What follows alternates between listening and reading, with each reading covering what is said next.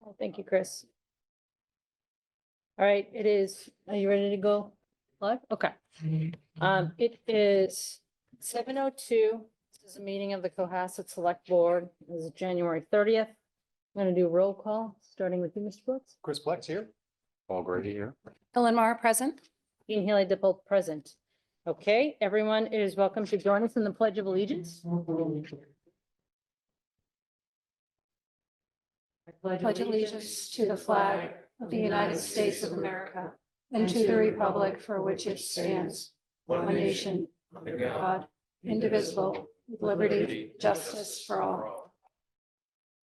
Okay, tonight's meeting will be conducted on the Zoom platform and live streamed on Cohasset 143 TV and Cohasset's Facebook page. Are we all good to go tonight? Okay. The public is invited to participate on the Zoom platform consistent with the agenda, which can be accessed using the link on the second page of tonight's agenda. Members of the board and other scheduled participants will be able to participate when called on by the chair. Board members will be able to ask questions of any participant.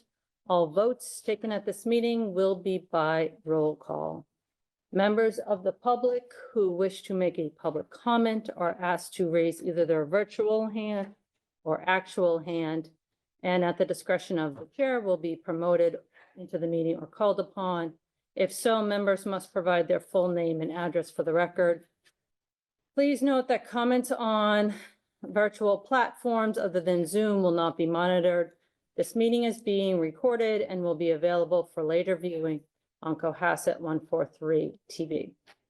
Okay, so the first item is public comment. Is there anyone here for public comment? Mr. Goodman. Would you mind please coming up just because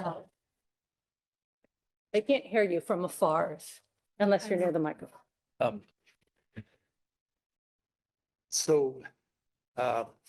here tonight. Address? Oh, Ronald Goodwin, 166 Sawyer Street. I live with a public health nurse. It's not funny. Why I'm here tonight is we started, myself and my neighbors, we started a petition to address the plan that the school committee has to build a bus depot next to Deer Hill.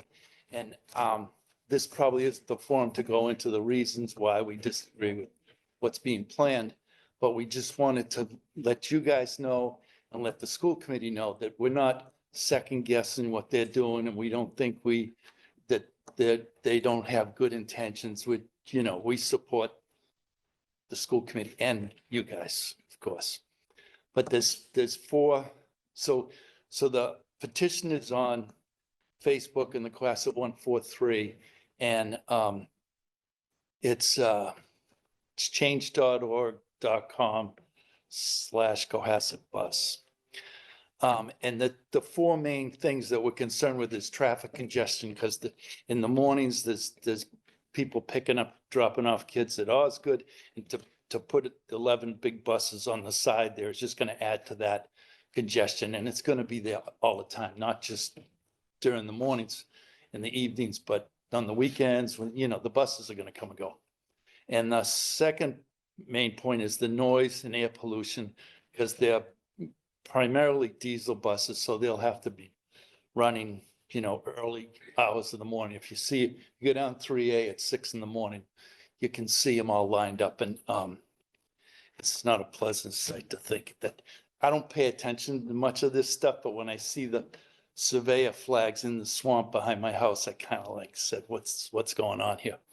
And the other concern we have is the financial burden, because if you weigh the costs of what it's going to cost to build this, it's not just tarring over a piece of grass to put 11 buses. It's all there's other things that go along with it. Plus, there'd be the cost of maintaining the drainage system that they're planning to put in, the cost of removing the snow. There will be all kinds of maintenance costs going forward. So if you weighed that against what we're paying now, you'd see it would take many, many years to recoup that money. Plus, you'd be burdening the school with the maintenance and the, going forward. And then and one of concerns is that our property values would be affected because we'd be next to a commercial trucking depot, basically. So that's about it. I'll answer any questions you have. And thank you for your time and appreciate it. All right, thanks.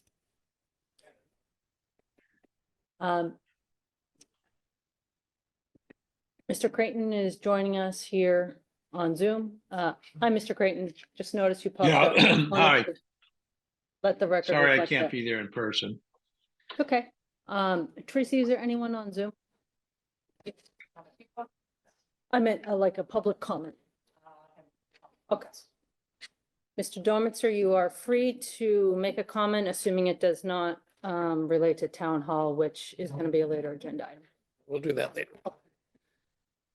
This really does relate to the vote you're going to take in about 15 minutes.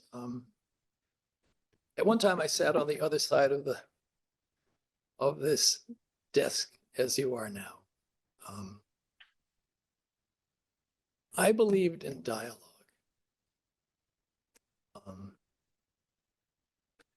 I thought it was useful to hear the views of other people, that it informed everybody on the select board. It was respectful. It was responsive. It was different than it is today. Was it better? I don't know. Were people more satisfied because they were heard? Yes. Were the decisions maybe more fully considered because other people's views were really seriously considered? Yeah. Could I go out and walk around town and feel I had satisfactorily answered a question of a friend? Somebody I knew? Somebody I saw at church? Somebody I saw on the harbor? The answer was I could. So my plea to you tonight is whatever you do with regard to this vote that you will take on the public comment policy, be as open as you can so that we all can feel as though we're participating in this experiment in democracy. And that's all I have to say based on long-term experience on many, many boards. Thank you. Is there anyone else who would like to make a public comment? Okay, anything else from Zoom? Nope, okay. Just want to make sure I don't forget about Zoom. So right now it is 7:10. Why don't we move to the next agenda item, which is the public comment policy? So here in your packets, you have a proposed public comment policy. And Tracy, I would ask that we put the packets back up online because people have been asking about the select board packet, so everyone can see also what we're talking about. We've been doing that, although I know you've been on vacation, so which you're completely entitled and allowed to do. So here, what I did was I asked KP, our lawyers who represent 75% of all the towns in Massachusetts, for a model policy, a template policy. And this is what they sent back to me. What this is a policy that, consistent with Mr. Dormitzer's statements, allows the public to provide feedback in a way that complies with applicable law, including recent Supreme Court cases that have just come out of Massachusetts. And so our lawyers have recommended that, you know, we make a few tweaks to their existing policy based on that. So for example, when it talks about, for example, discriminatory comments or other types of speech, there's been revisions to their sort of model policy that they've used. And these are policies that are used in towns throughout Massachusetts. They've suggested some updates to us. We do have, for example, and I'll just walk through it real quickly. So what this does is it provides the town with a public comment period. And people can provide public comments as they have been, as you've seen. It appears that everyone who's wanted to make a public comment has, to the extent people ask to be on the agenda. I've tried to accommodate them as best possible, including, Mr. Dormitzer and his crowd, for example, they're going to be on later today. And so this is really just to try to put some order. And the origin of a part of this too is that at the end of last year, 2023, I did get some feedback, including from people who were watching, about the sort of disruptive, if not hostile nature of some of the comments that are legal in terms of hostility, but, concern about wanting this to be a more fair and open process where there was a little more structure and order, because we would have, for example, people from the audience cross-examining town staff and other speakers that were invited by the select board, which is not really appropriate or respectful. All comments should be directed to the chair. So people were reaching out and residents were asking for more structure. So I'm trying to accommodate that as well. But ultimately, this is up to the select board in terms of whether we want to adopt a policy or not. We can hold and see how the public comment period goes. Open it up for, thoughts.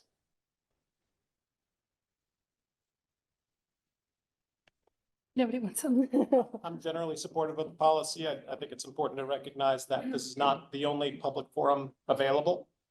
I think all of the select board members are open to these conversations, whether they need to be restricted to a select board meeting or not. I don't think that's the right question. It's that we are open to the conversation and that there are multiple forums available, including the one that I think is most impactful, which is to provide comments in writing, which means that those comments can be structured and available to all members of the public for review. So I'm generally in favor of a policy. I think it's always good to have guardrails around how we do business, and we do business. That's the point. This is a meeting held in public. It's not a public meeting. And having been on the school committee, we went through a few iterations of public comment, from where we just addressed non-agenda issues at the beginning with public comment and determined if they should be on a future agenda. And then having public comment, there was a period of time where we had public comment at the beginning of every agenda item, uncontrolled. And our meetings were going quite late, and public comment could get repetitive, could get hostile, could get non-productive. And so we had to turn it back in. And I think that because of the open meeting law, we're only allowed to discuss things in these meetings as a board, as the five of us. We can't talk about anything offline. So to have, I'm not saying your input or anyone's input is invaluable. I think it's very valuable. And I concur with Mr. Plex that send it to us in writing, in an email, and your thoughts, and it will cause us, as we deliberate, to be more reflective once we know it. But I do agree that it gets very challenging to have a dialogue amongst many people directed towards town staff, infinite amounts of questions, and then our own deliberations become muddied in the whole dialogue. So I'm in favor, and I do have some edits. Any thoughts, Paul? I fully support the policy change for all the reasons that mentioned by Alexi. And also by the chair. Time constraints and sometimes it feels that other agenda items can't get addressed the way we want to address them due to the length of the people speaking. Can you hear me, Mr. Dormitzer?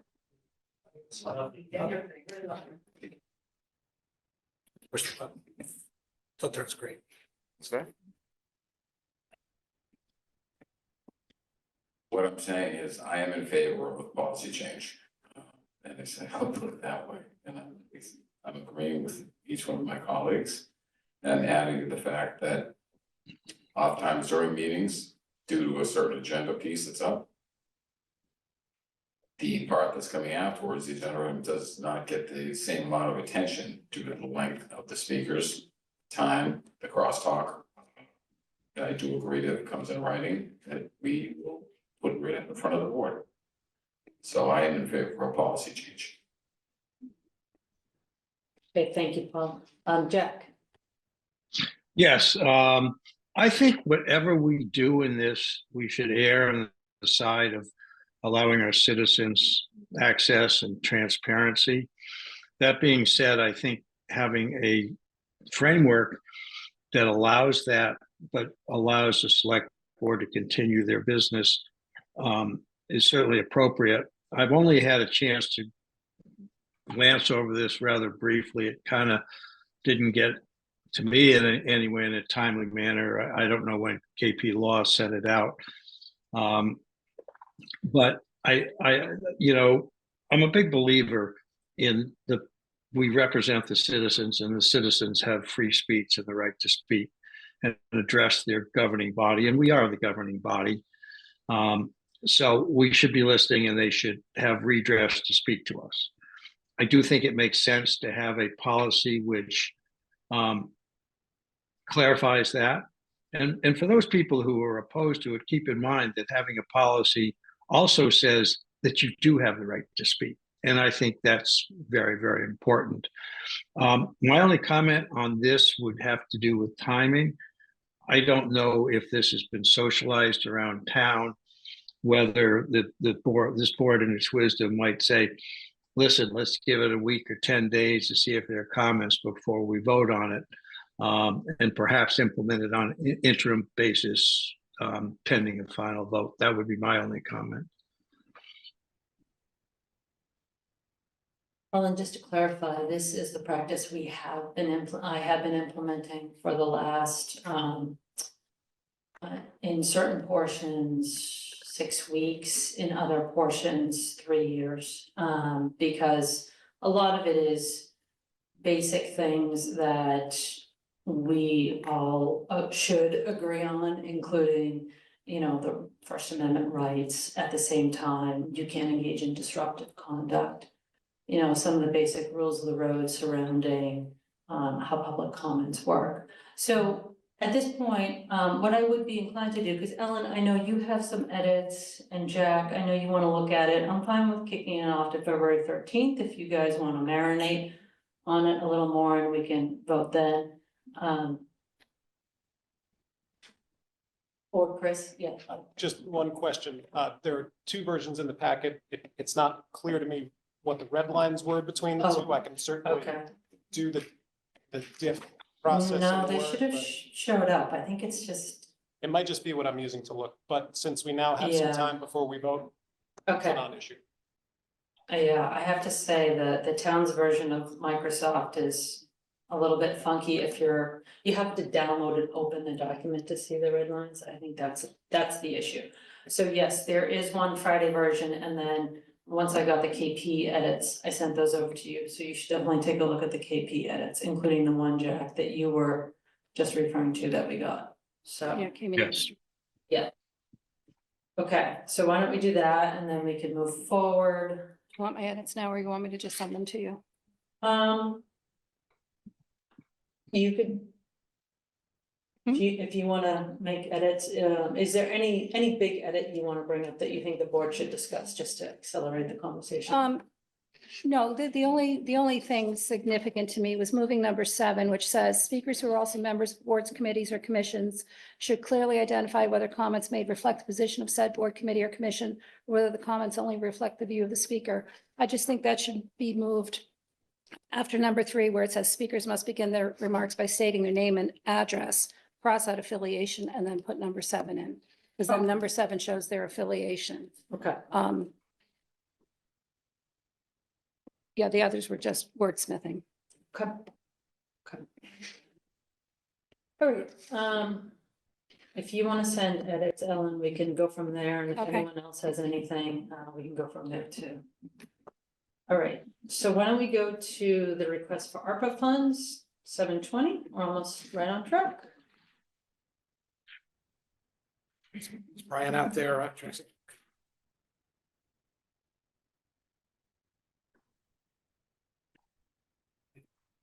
Just to give context as we wait for Brian to pop up there, the town has, according to last check, a little more than $1.3 million still on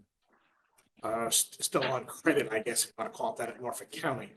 And while there's some things that it can be used for, primarily it's water and sewer is the simplest projects. And the board had already preliminarily voted to put this towards sewer and water work as needed. The project that Brian's going to explain will be the primary request. The sewer membrane replacement, we're not going to talk about tonight. The sewer commission's in an executive session on a potential settlement on that on Friday. So at the next meeting, I think we'll be able to give all of you an update on that and seek any funding as is needed. So, and I see Brian's popped up. Yes, hi, good evening, everyone. So Chris, just to clarify on that, so, I mean, it's a two-part request, one for that membrane negotiation, and then one, the remainder for the cleaning and lining. So do you want me to just speak to the cleaning and lining? Just start the cleaning line because the membrane isn't settled finally yet. So it's just Sure. a little premature to talk about the details. Okay, so the a recent event that you're all aware of, January 9th and 10th, we had a nor'easter that hit Cohasset. There was significant flooding around town, and details of that event, there was approximately 3 inches of rain fell between about 11 p.m. and dawn of that evening, and which is a significant amount in a short time frame.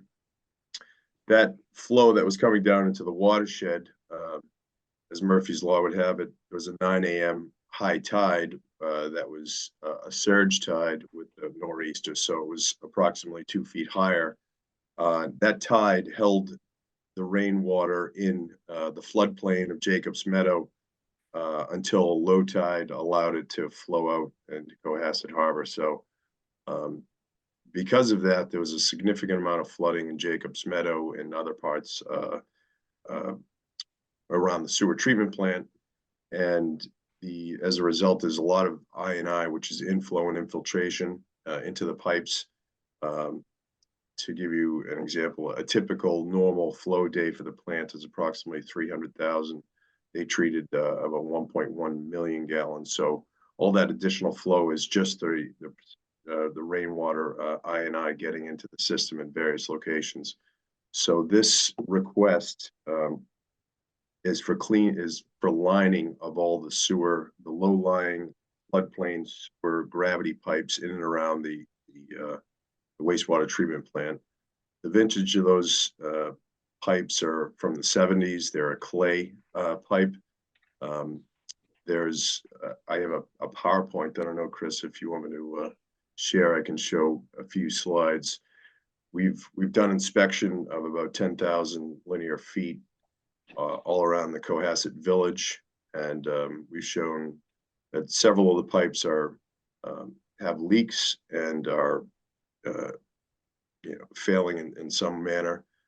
So really the trenchless technology of lining, what if you Google in situ form, you can kind of see a video of it. That's not the company we're using, but it's the same method. It's basically you go in one manhole, you line from manhole to manhole. It's a pipe within the pipe, and then we do the services from there. So it's fully cured liner, and then we would do the manholes and all the connections and make those watertight. So with that work being done, the I&I event that we had on January 10th, which required the sewer treatment plant to initiate the high flow bypass. So on the 10th, from about noontime to 7 p.m., the plant capacity was overcome, and they had to initiate the approved plan for the high flow bypass. So instead of doing tertiary treatment, it was only primary disinfection of the flow. So a basic screening of the sewage, and then disinfection with chlorine, and then dechlorination, and then discharge the harbor. So within that time frame, there was about 400,000 gallons of, primary disinfection flow to Cohasset Harbor, and the cleaning and lining of this, which would prevent that type of situation from happening again, if under the same circumstances. So the request, and I guess this is contingent on, Chris can chime in, but it's contingent on the remainder of the funds from the membrane negotiations to be used for cleaning and lining. So starting around the sewer treatment plant, it's basically a per linear foot cost. It would go up into the village, and then over Depot Court, up Summer Street, in and around the church area, and then up Margin Street. So all those low-lying areas that are subject to flooding would be waterproofed.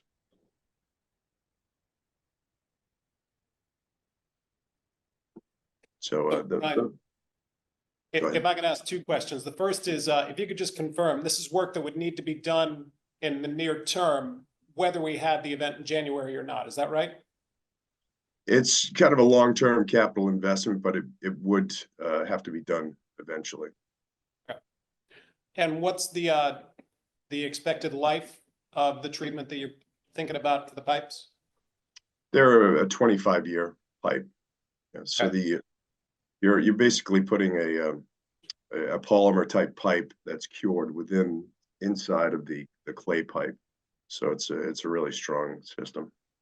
So the expectation is that with this treatment, the pipes would be good for another 25 years before we had to come back and do some other kind of repair. Minimum, yes. Thank you. Sure. And Brian, I realize we have some moving pieces on the sewer membrane issue, but if we have to pay the maximum amount for the sewer issue, are we still gonna be able to fully fund this project out of ARPA funds in terms of the remaining eligible ARPA funds that are restricted with respect to water and sewer? Yeah, so the remaining funds, whatever that number comes out to be, would get us out of the meadow, Jacobs Meadow, which is that Salt Marsh Meadow within South Main Street, Summer Street, and Elm Street. So the inspection that we did on the pipes in and around there was about 10,000 linear feet. We'd probably, I was hoping to use approximately 800,000 of the ARPA funds, which would get us approximately 6,500 to 7,000 linear feet, which would get us out of that floodplain area.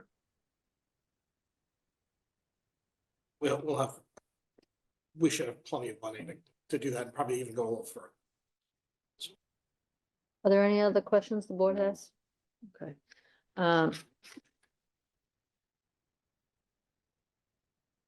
Let me see.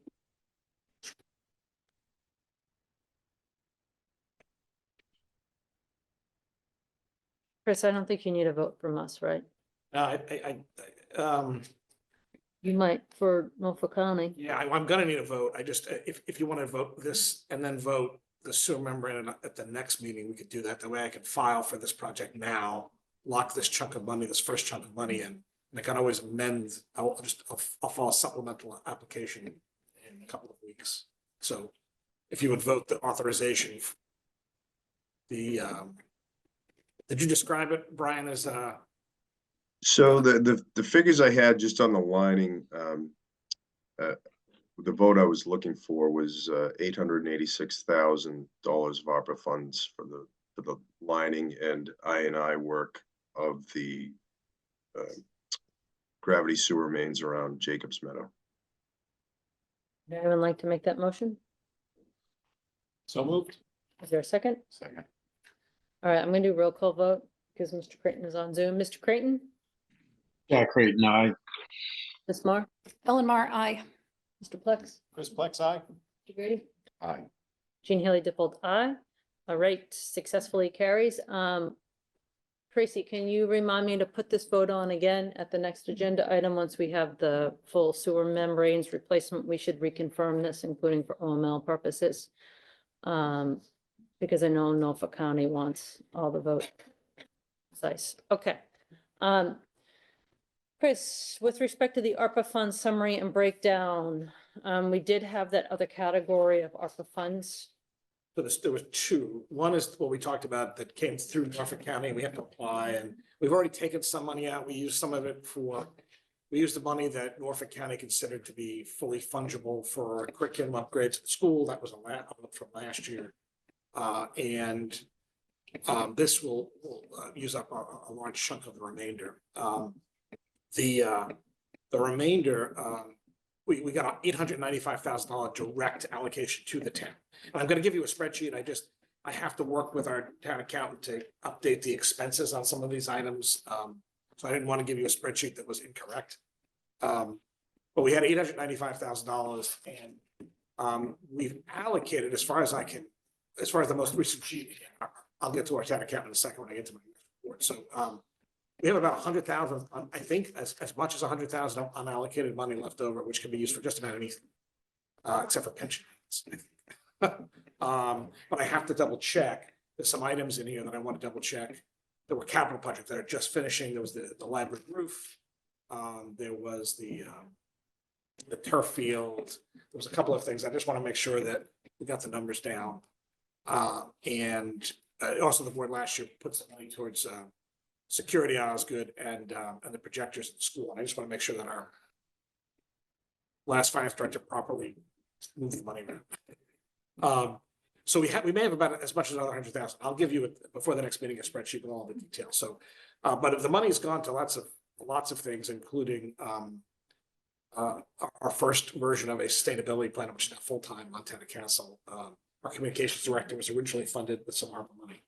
And again, there was work on the Beechwood water main that was also funded, some supplemental work that was $1 million worth of work that were approved, and that's all completed. So it's been very useful. This is the end. We're down to the end. And we have to spend the money by the end of FY 2024, right? Yeah, we should allocate the money from the county as soon as possible. And then the money that we have, we should spend, but it's on our account. So that's a little harder for anyone to claw back, but it should be spent. I'd say by the end of this fiscal year would probably be best. Okay. Are there any questions the board has? We'll get the full breakdown. We should keep that 100,000 in mind, including as we look at unexpected costs. And we'll go from there. If I may. At this point, we're not taking questions.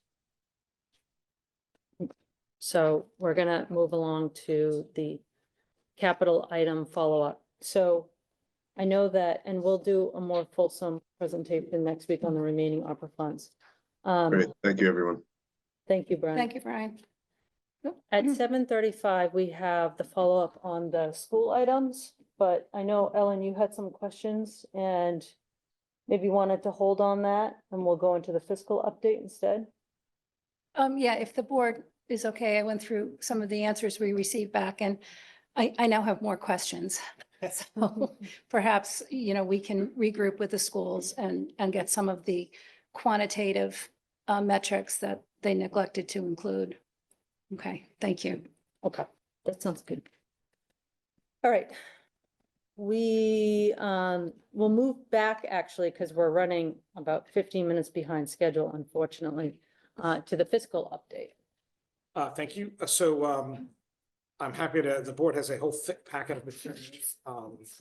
We'll make sure are on the web if they're not already. We're gonna return to at least a quarterly schedule. So this month again, at the end of the third quarter, and obviously at year end. We also are going to need to schedule Jim Powers, who's the partner of Powers Sullivan, our account for the FY 23 audit update. Everything cleaned out well, closed out well. We already know the free cash numbers, but we need to have him in. We didn't have him in last year. We should have. And I think it's good for the board to interact and ask questions and just present where we are. So we're going to look to schedule that either in late February or early March, depending on availability. So I think that would be a good thing to do. So as I quickly highlight where we are, first, let me tell you operationally where we are. So Corey McGrail joined us this past fall. She's a CPA, though not a municipal accountant. We have, she's really taken to this really well. She's doing great work. She's going through lots of training classes, learning all of the ins and outs of the municipal side. And we have two former finance directors training her every week. Don Pyatt, our former finance director, comes in, he was in with her today, he spends the entire day.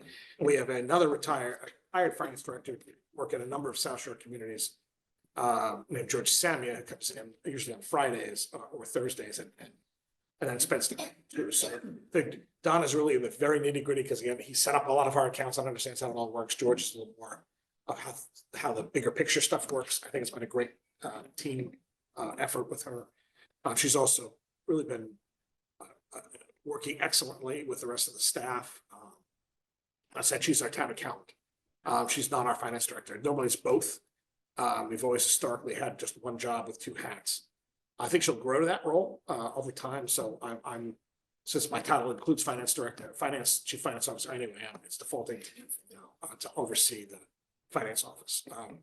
The good news is that our treasurer collector's office has now seasoned. They've all come together. We have 2 class natives on that team, plus our treasurer collector that we got from another community last year. They're really humming nicely. They'll be doing some additional training on debt issuance because they're going to be doing a fairly significant debt issuance for the police station work, probably at least to purchase the property later this spring. So as I do that, let me pivot. So all 3 funds, the general fund, the sewer fund, and the water fund, are in good shape. They're all balanced. They're all matching revenue and expenses. And water is actually running a little ahead. I'm not sure if it's just a collection issue because I know that there's been more water sold this year than last year when you look year to year. So I think some of it is just there's more revenue. And sewer is almost exactly identical to last year. So they're right on target.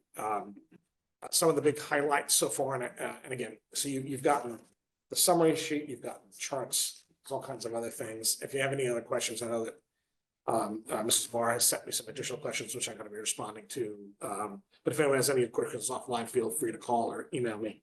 And I'm going to have Corey at the next one to join the presentation. So the investments are up a lot. That's one good thing about higher interest rates. We're getting a lot more money on interest now. We're not really paying so much more yet because we haven't done any bond issues, but we're going to start seeing the other side of it soon too. So that's good. And our meals and room excise tax is actually over last year already and running out of budget. So I think it's a good sign. I know that the Red Lion Inn is clearly much more vibrant again as a place, and our restaurant scene in town is pretty active. And once the latest edition happens, probably later this spring or sometime next year, when the old Atlantica site, I think it'll be interesting to see what happens because that's scheduled to be quite a high-end place, and the meals tax is tagged to revenue. Expenses. So one other thing just to be aware of on that side is the governor has proposed allowing municipalities to increase both the hotel tax and the meals tax. Right now it's a 3/4% tax, literally 75 cents on $100 on $100. So it's not very noticeable. The proposal of the state the legislature has not approved this, would be to allow another 1/4%. So it would be a full percent. And also to increase the amount on hotel taxes. Now, we really only have one, that's the Red Lion, I think there's only 15 or 18 rooms there. But I said, we also get many from our Airbnbs, we just don't know where they are, the state doesn't report those to us. I'm gonna ask at some point, again, as Corey gets a little more seasoned, I'm gonna have some asks of the state to see if they can break out for us. One of the challenges they've had, because we're so small, they've never broken stuff out for us because it would tell you exactly what the occupancy rate is at the one hotel we have in town. But that said, I'd like to know that we know there's Airbnb and other type rentals happening in town. We're supposed to be getting revenue from it. I'd just like to get some confirmation from the state that that's actually happening. So, but that's going ahead. So revenue in the any on the general fund? Any questions on the general fund? Jack, any questions? No, I'm all set. Thank you. We're not taking questions. As elected water commissioner, I have some comments about what has been made. We're not taking Taking comments right now, Ms. Jenkins. Oh, all right, because Ms. Jenkins, we're not taking comments. Thank you. very much. Mr. Senior, I do have a question. The investment income, The investment income right now is a hundred, yeah, it's a lot, so. We always Does budget. it roll into free cash, assuming, Well, if we have a surplus, yes. yeah, this, but it doesn't get reinvested.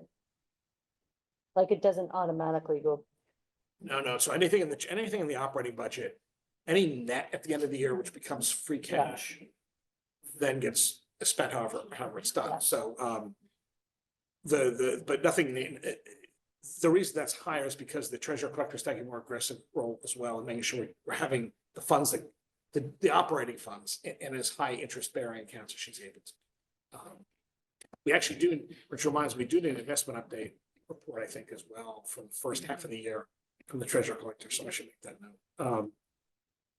So otherwise, the general fund is, you know, in fine shape. There was a big spike last year in licenses and permits because of some major developments that happened. That's cooled down, but we didn't budget the spikes, just ended up being extra revenue.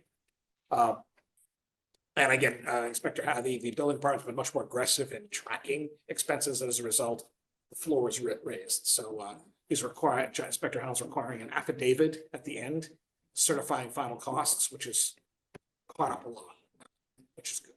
And his department, the assessors work hand in hand as well. So what the assessor sees, making sure the building inspector has, and vice versa, so they know what to look for within the field. In terms of water and sewer, both are fine. Numbers are good. And again, water use was up for the first 6 months this year. So more you sell more water, you have more revenue. So it's a fairly simple equation on that end. You know, it's been a very wet winter, so we'll see if things flatten. I would expect there'll be less irrigation in the spring unless we go to a big drought. So we'll see what happens with that. The other thing to note at a bigger level, I'll leave the feds alone, but at the state level, I'm sure everyone's seen the governor did mid-year cuts that didn't. It only affected us in a couple of small earmarks. But the state. hold on a second, excuse me, Chris. Does someone have a phone or something weird on? Can you shut it off, please? It's disruptive. Excuse me, it's a hearing aid. Okay, I just want to make sure because it's It's buzzing. picking up feedback. Okay, sorry, go on. So the state budget's only projected to increase 2% next year. Why don't you? oh, yeah, use that sorry. For folks that need to hear. Sorry. So the state budget, the government made mid-year cuts. It really didn't affect anything on the operating side, but there was at least one earmark that we lost part of, that was for the animal control officers' new vehicle. That said, the governor, while she's committed to not cutting Chapter 70 or any of that, we'll have to see how that all works out. Unfortunately, Cohasset's not in a place that has been, we're not in the right metric for them, for where the extra money's been going. We're not growing, we don't have a particularly diverse mix of early, other language learners and things of that sort, which is where a lot of that extra money's been going. So we have to see, and it's also likely that, though it's not a very big part of our budget, unrestricted, it'll probably be fairly flat. It's usually tied to the exact percentage, so, but we don't get that much from it anyway. And Chapter 70, will probably stay roughly the same per pupil. We'll see what the legislature does. And going back to with ARPA, you know, there are still lots of funds sloshing through the system, particularly in water and sewer type projects. And we'll have to see where that goes. The millionaire's tax, we did see the first benefit from that at the transportation side. We got another $100,000 in Chapter 90 money this year. That's directly tied to the millionaire's tax. I don't know if we will see anything on the education, the local education side. The state has been prioritizing colleges and all of that. Then I think, you know, subsidized community college tuitions and nursing and things of that sort. High priorities, obviously. I expect at some point they'll pivot and send some more money to the local level, but we can't be sure about that. So mid-year, we're in good shape, and we did win an award for our financial statements again from the prior fiscal year, and we filed for the FY23 award as well. So we've done that now for 11 years. Okay, thank you. Thank you, Mr. Senior. I want to move us over to the boards and appointments unless any of the select board has any further questions. We're running a little behind schedule, so I want to keep us on track. So the next agenda item is an appointment to the School Facilities Committee for Kristen Radia. Sorry, Miss Radia, if emphasizing your last name incorrectly. Is she online at all, Tracy? The board has her application in the packet. She's a CFO for a company. Concern Worldwide US Inc. Is there any discussion that the board would like to have surrounding Ms. Radia? What I will say is the School Facilities Committee has been working to try to get more members, including for quorum purposes. So I think the fact that, you know, we have someone willing to step up is great. Would anyone like to make a motion to appoint Ms. Radia to the School Facilities I Committee? make that motion. Second, Okay, I'm gonna do roll call vote because we're online. Mr. Creighton, Jack Creighton's glad to say aye, very well qualified, thank you. Mr. Pluck, Chris Plex, aye. Paul Grady, aye. Ellen Mar, aye. Jean Haley Dipple, aye. But I do have a question. Okay. So aren't the terms 1 year, 2 year, and 3 year terms? Where to start? Oh, to start, And once someone's term ends, they end up with a 3-year term. they end up with a 3. Okay. That way the board staggered over time. I think in the second year, we didn't have reappointments. And I think we should probably just lay everybody out when they were appointed and see how many, because we're filling openings, but I don't think we really know exactly what terms are being filled. And a part of the complexity is one of these terms is a select board appointment and then one is a moderator. And one is a school committee. But I'm not sure, we can only do the select board. Obviously. Right. And so we have to look back and try to match the prior select board member who came off with, in terms of Right. the remaining term. Right. So Tracy, if you wouldn't mind looking into that to make sure we're filling Ms. Rowdy and the remaining select board appointed. I'll have to look on. Is Jason Earl still on? Jason Earls is definitely on there, yeah. All right, we'll figure it out. Okay, that Thank you. sounds great. And if we need to come back again, we can, but I wanted to help them get forms. The next person on the agenda is Ms. Bodell for the AEC. I think she's online. If that's right. And she'll have the full 20 minutes. I suggested to her that she do the presentation for the first 10 and then the board could ask questions for the second half if we want to let her go through her presentation, which is something.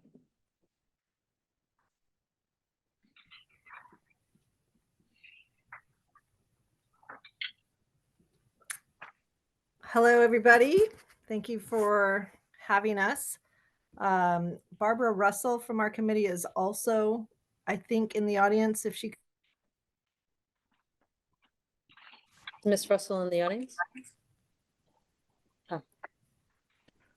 but what I'll do is I will present, hopefully in less than 10 minutes, the body of the slides. There are some appendices that have additional information we're happy to talk through. And then if you have any questions about some of our initiatives, that would be great. But the objective is to talk about what we did last year, which is very exciting, very successful, and what we intend to do this year with your permission. So if I could share my screen, it's disabled. So if I could have my screen sharing enabled, that'd be great. Perfect. Thank you. Okay. So for the audience, we're trying to move the screen so you can see it, but we're worried about the connection. So hopefully we won't lose you, Tanya. Okay. Just after every slide, if somebody could say great or okay, so I know you're still there, that'd be great. Okay. So we are going to talk about last year and then this year. Our tally is more than $2.1 million in benefits that the town has received under initiatives that the Alternative Energy Committee has been championing. Last year was around $500,000. So last year was very successful. There continues to be a great opportunity for the town to take advantage of some of the incentives that are on the federal and the state level to move forward with the tasks that we're tasked with: energy efficiency, alternative energy, and educating the town. So we do have a position open for associate member. Barbara Russell, who was our associate position, has moved up to full committee member, and we have an open seat. We have a couple of people in mind, and so what we'll do is have them put in the application, and to the extent you could fill that seat, that'd be great. But some of them are already participating in our meetings as citizens. So it's a very exciting committee. And our liaison is Montana Castle, and she's absolutely fabulous. Just to refresh everybody on our mission, there's a number of things that the select board tasked us with. I want to point out a couple of the things. The third bullet talks about investigating community-wide residential and business energy efficient and clean energy options.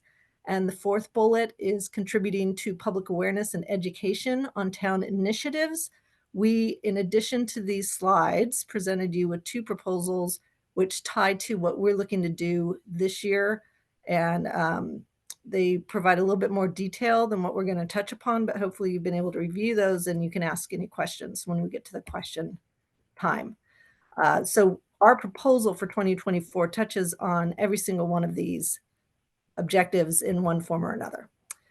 As we said, 2023 realized more than $500,000 in value. We'll talk about how that breaks out. When we presented to you last April, we were at 1.6 million. So we are making great progress. Many of these are grants, and many of the grants and the value accrues to the school. So if you look at where the state and the federal government's looking to put money, a lot of it is tied to education, or the opportunities are associated with education. And we continue to see that going forward. But we also want to be able to help with our charge of helping to educate the town and the citizens in this town. So here's how that breaks out. The Green Communities funding has now topped $1 million. This is important because we've capped out on the Green Communities funding. And I also want to note, when the Green Communities membership was being debated and discussed at that time, there was an anticipated $15,000 in funds. So clearly what they had at the time versus what we've ended up getting is quite different. And part of that is tied to funding that has taken the form of grants through the Green Communities program. So $1 million on energy efficiency. The last announcement was $196,000 for HVAC energy management for the Deer Hill and Osgood schools. The second solar energy array at the old landfill keeps on ticking and has saved the town $423,000. The electric school bus, which is in Boston and is waiting for the EV charger that is already installed to be energized by National Grid, that is coming to us at the same cost of our diesel units because of $250,000 in grants. And that includes a level 3 charger. EV charging stations separate from the electric school bus have are around $185,000 in grants. And that's why we have EV charging stations around town that are now charging for the charging. And we are covering more than the costs of the electricity and contributing hopefully to replacement when it's time. And then microgrid studies, $150,000, consulting services around $75,000, and then around $45,000 in other grants. But this does not include the savings from energy efficiency. It does not include savings associated with owning our own streetlights and moving to LEDs. And it does not include the savings in maintenance and fuel costs associated with the EVs that these grants have helped to fund. So update on our initiatives from 2023, obviously with $500,000 in value coming in, we were very successful. But in addition, our committee members have updated the carbon inventory. Our grants, we've capped out on the town's Green Communities grants.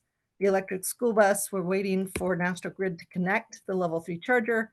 The electric vehicle charging stations, as you know, we started implementing charging in September 2023. We are continuing to track that impact on demand, revenues, and costs. Zoning bylaws, we reviewed and provided comments on the updated laws. climate action plan, we are finalizing research and we intend to make a recommendation to the select board this first half of 2024 on how we think the town should proceed and why.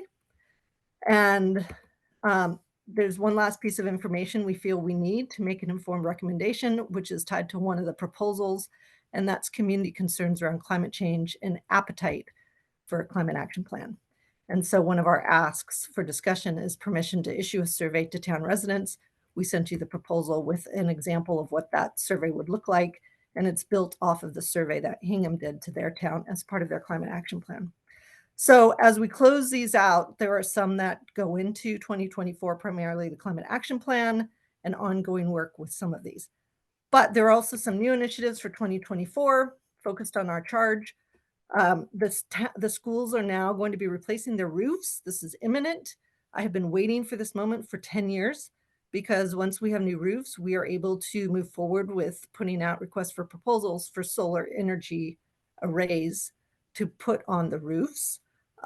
And we can look at what the engineering aspects are and what the potential savings are. And based on our last RFP that was issued in 2020, there are some substantial savings that we could have made then. It may not be as rich this round, but we will only know if we put out the RFP. So we're working with the facilities manager, but we also have the opportunity to have guaranteed savings associated with solar credits. So there are solar projects out there. They need an off-taker for the credits. The way that works is, say there's a credit for $100, we only pay $88 for it, for example. So we would get 12 cents of a credit, a net benefit to the town.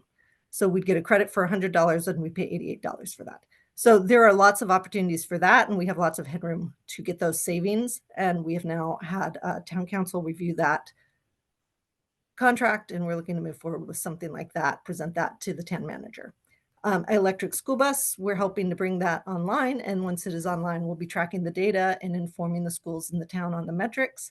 And then another initiative, which has been presented to you in a proposal, is the education program. As part of our charge tasked with educating people in town on different options, we would like to continue our efforts of hosting industry experts and market participants on clean energy and efficiency topics related to our objectives. And the proposal lays out 6 topics that we think we would do. We think we'd do these just as a public town alternative energy committee meeting, just to make it easy, and then post that educational session on the website and market it. Zoning bylaws, we've been asked to review the proposed changes for section 19 and section 20. And then the last is Climate Leaders Program. This is basically Green Communities 2.0. And we'd like to understand more about what's required and determine, whether or not we think the town is willing to move forward with some of the requirements, which include specialized stretch code, net zero goals, and climate action plan. We anticipate that there would be more money coming forward for the Climate Leaders Program, but you have to have sort of these things accomplished before you can move forward with proposing grants. But it's very similar to the Green Communities Program. And then we're going to continue to try to optimize some grants. So we look forward to creating value in 2024. Our requests would be to appoint a new associate member to the Alternative Energy Committee, to approve our request to put out a survey related to understanding the town's appetite for a climate action plan, net zero goals. And that way we would be able to give you an informed recommendation on how to proceed with the climate action plan. Another approval we would like is permission to move forward with an education program, which is consistent with our mission, and then other items that we've listed for our 2024 initiatives. And if you have any concerns about those initiatives, we'd also be happy to discuss those with you. So that's our presentation. The appendix has more detail. I'm going to stop sharing at this point and open the floor to questions. Actually, we can see Tanya. Do any of the select board members have questions? Yes. All right, Ms. Morrow. Hi, Tanya. Good to see you. I have a question. We had public comment earlier about location of a school bus parking lot, and as of yet, there is none. So where would the school bus charger go? So the school bus charger is already installed at the current location where the buses park. On private property off 3A. Correct. Okay. And does every driver have to be trained on the electric bus? So we defer to the schools on how they want to proceed with this, but my understanding is they want every driver or most of the drivers to be trained just to create flexibility. And remember, part of this is a demonstration project. So part of that training is taking advantage of the training that's available from Anderson Butts Company, as well as understanding concerns that the wider group of drivers might have with the electric bus. Okay, so to flip my question, training is required to drive an electric bus. You have to be trained to drive the electric bus, yes. Okay. I apologize. I should have asked it that way to begin with. Madam Chair, I have another question. Is that all right?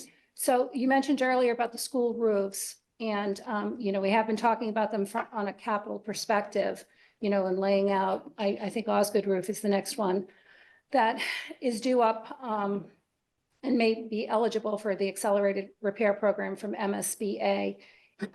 Is there an assessment? I know the high school roof, you know, is the optimum, is the dream roof to put a solar array on.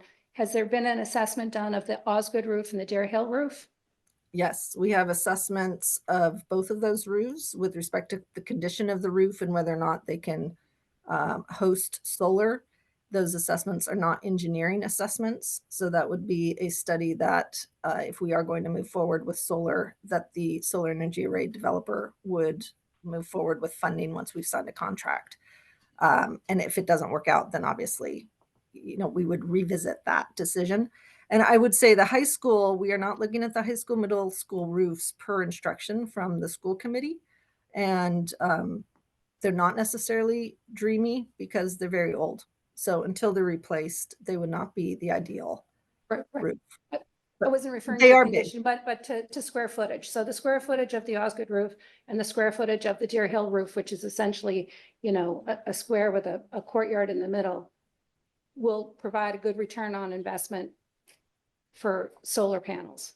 Based on the two bids that we've received, one in 2013, one in 2020, yes, in both cases, the potential return, they more than paid for themselves and generated significant savings to the town's electricity bills. Now, conditions have changed, interest rates are higher, supply chain issues and inflation have made the cost higher, but so too has the energy price gone up. So we would have to put out an RFP in order to understand what the benefits are and whether or not to proceed. And we would also most likely need to go back to the town and ask the town for permission to lease the school roofs, because the last time we asked them to do that was 2020. And that now is starting to reach the end of its life with the 30B procurement requirements. Thank you.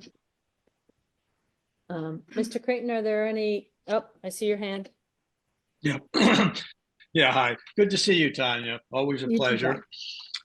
Listen, on the survey, now Yes. you're proposing to do a survey or series of surveys, the purpose of which is to establish public preferences, which presumably you would then use that preferences to advocate or suggest various policies. Am I correct in that? You're close. So it would be one survey with 10 questions. It's modeled off of the Hingham survey. And we would use the results to share with you, the select board, what the results are. We would use those results along with our other research to make a recommendation on what we think the approach should be, but we're not an advocacy committee. And we present our recommendation with the support behind that. And ultimately you decide how to proceed. Okay, I guess the question that would come is how do you determine that the survey is value neutral? I don't know who did it in Hingham, whether they're alternative or whatever, but a survey for Cohasset. And what I mean value, neutral, surveys can phrase questions in a certain manner which suggest an answer or not an answer. And that would be the real concern, because this is a very important part of what we're doing. And I think we want to make sure that the survey is value neutral. Mm-hmm. No, that's a good question. We do not have a budget, so we would not have the budget to hire a survey expert to help us do the survey. We did work off of the Hingham survey that they used. Having seen the results of that survey, I will tell you there is room for comment. And so if people feel one way or the other, regardless of how they answer, they're able to express their opinion. So in that sense, whoever wants to respond, they can respond as they want in the open comment section, in addition to however they respond to the answers. So we do include those 10 questions in the proposal to illustrate the questions that we'd like. If you feel it would be worthwhile having representation to modify, revise, revisit, we're happy to incorporate any Yeah. comments. I'm sure you will. That's why I like you guys, because you really are working hard to give the town a financially responsible and you're listening and you're doing good service. So I like you guys. We like you too, Jack. Thank you. Well, you may be very lonely.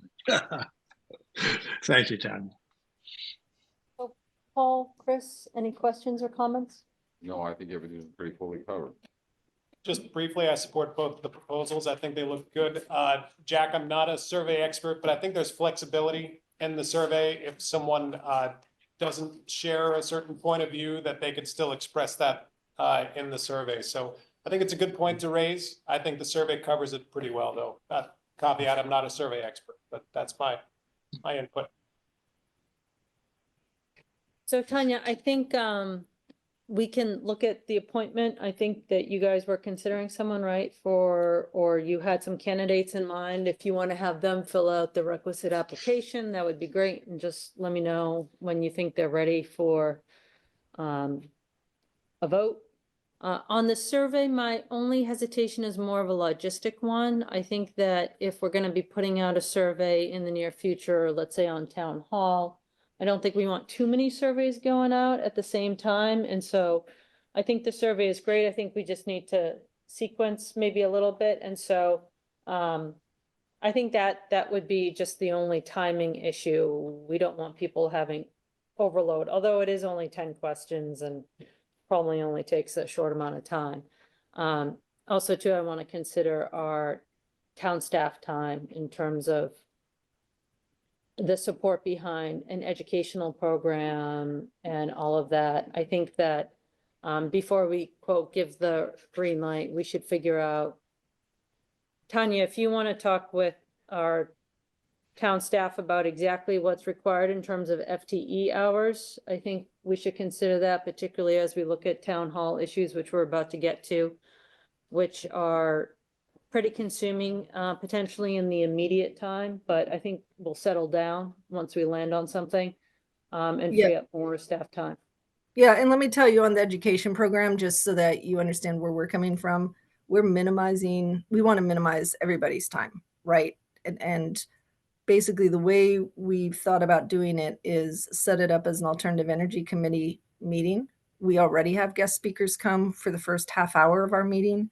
This would basically be a 45-minute to an hour meeting focused exclusively on the topic, and having the guest speaker come speak to the Alternative Energy Committee. We would, as a committee, we try to do more marketing to publicize what's coming up, have it on our website, put it on 143.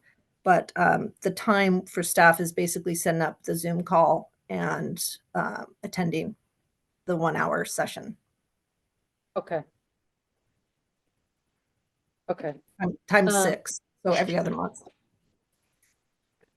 could that be Montana? Okay, all right.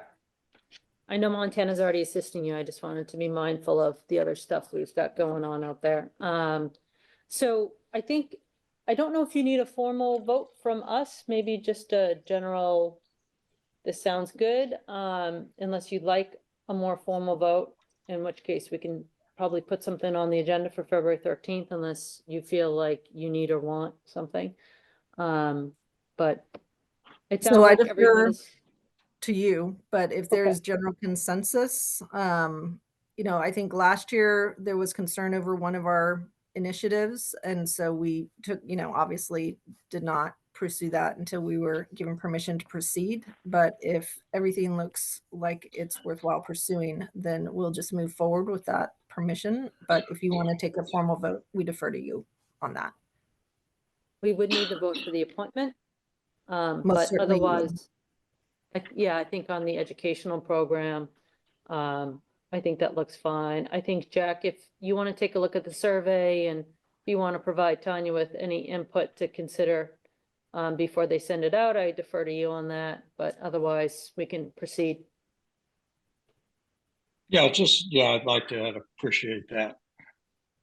Don't want to add to your work burden, Tanya, but well, maybe. Not But anyway. we can pound it out quickly, I think. Okay, good. I just want to review it. Thank you. Agreed. Okay, thank you, Tanya. We appreciate Okay. it. Thank you, everybody. Thank you. Thank you. All right, 13 minutes over. Select board goals. So we are at the town hall updates by town staff and officials right now. So let's start with the annex removal and repair. Just by way of background, we asked town staff to provide us with an update as to what it would cost if we were to tear down and remove the annex and preserve the existing town hall, the historic portion and the auditorium, and add in some bathrooms to ensure compliance, but in a sort of the most cost-effective way that we could. So for example, we don't use the top floor, so we hopefully won't need an elevator, and we don't use the bottom floor. So that was where we left it last week. And I did want to thank members of the audience who have constructively assisted us in that regard. Appreciate all of the constructive help from the public. So with that being said, what we did is we took the, Oh, sorry.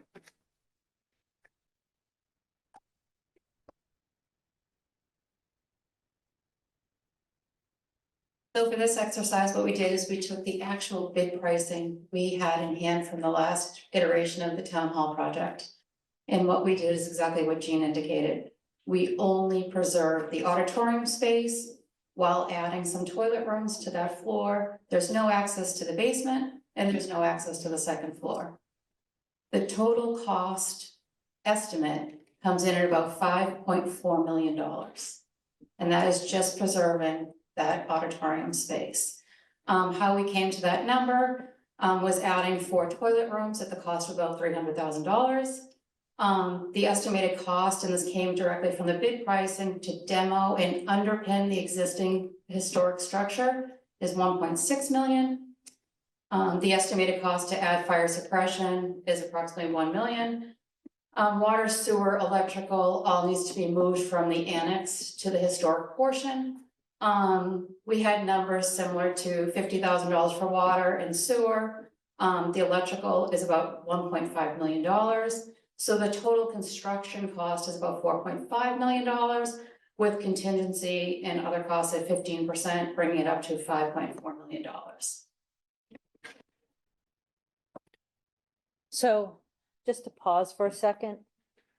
So 2 bathrooms cost $300,000. Four. Okay. Just to let it sink in terms of what the government has to pay for construction. And we built in prevailing wage and OPM design costs. And how much would you estimate, Michelle, in your extensive experience are is the percent that we as the government would have to pay for prevailing wage / OPM? Like what's the percentage uptick on that? So prevailing wage 40? versus regular construction cost, you're talking 40 to 60%. Okay. Okay.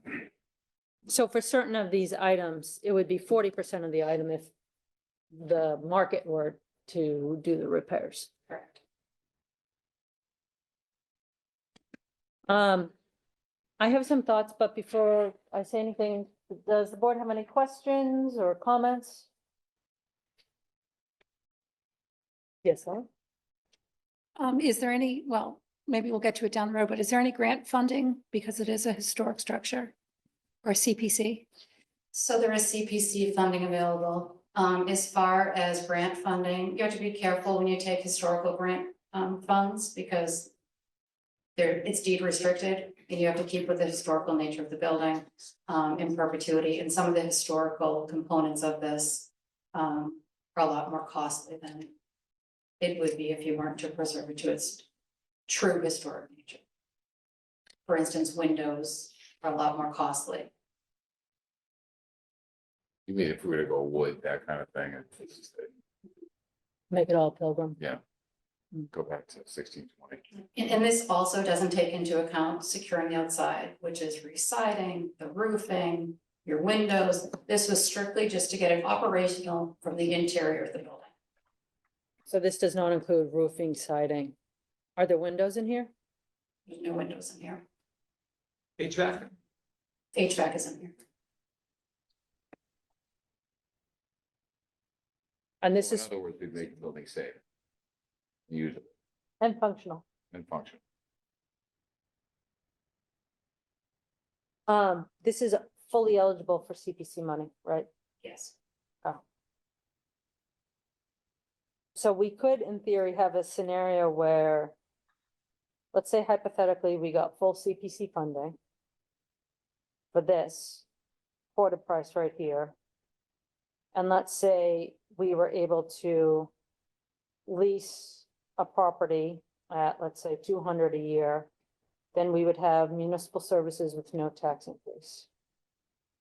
And we would get both municipal services taken care of and the old town hall restored. Assuming all those hypotheticals works, It all came together. if it all came together. Could I interject for a second? Yeah, please do, Jack. Yeah.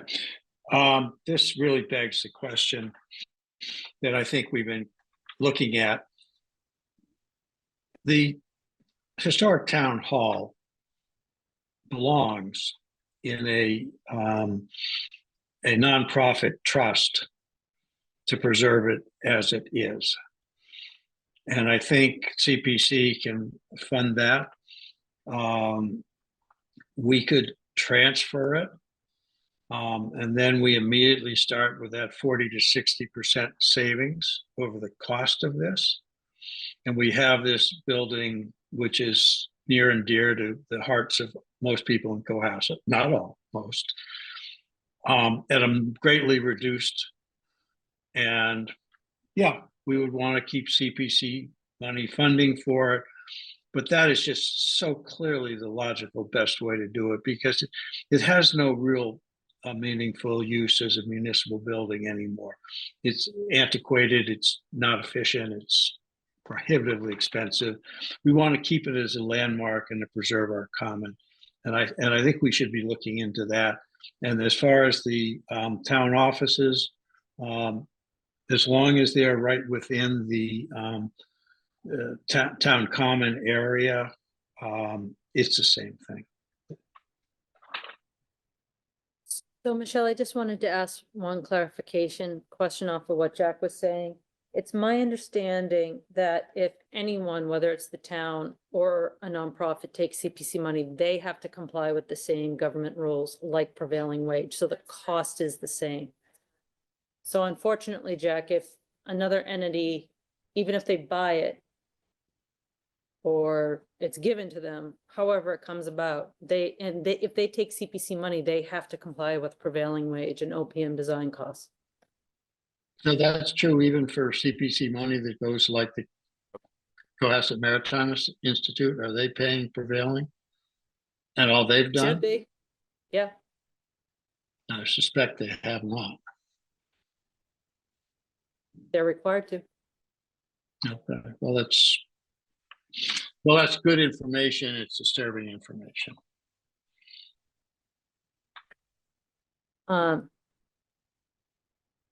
Is there a question? Jack, I think the idea is still worth exploring, because we don't know if any of those historic nonprofits might have their own funding available. So, I don't want to throw it out because I still think it's worth exploring, because there may still be access if the funds are sourced differently.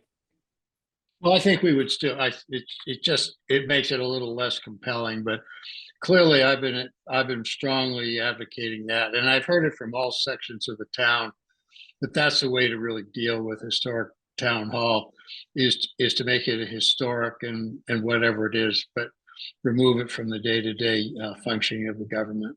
And we can still doing it, realize substantial savings because it will be designed differently. So I Michelle, agree with you, Chris. quick clarification question. If, let's say, in Jack's vignette, a nonprofit takes it, it goes into a historic deed. If they take CPC funding, they have to pay prevailing wage, but do they have to also do OPM and design costs?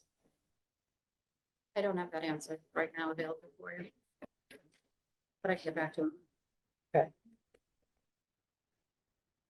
But they would only have to pay those costs on what they fund with that money. So if they get money from other sources, maybe they could be kind of a hybrid cost situation.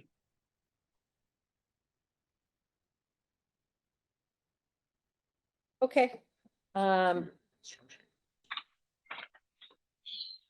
right, so is there anything else the board wants to talk about with respect to the annex removal and repair? So we're starting to narrow in on the options and the cost.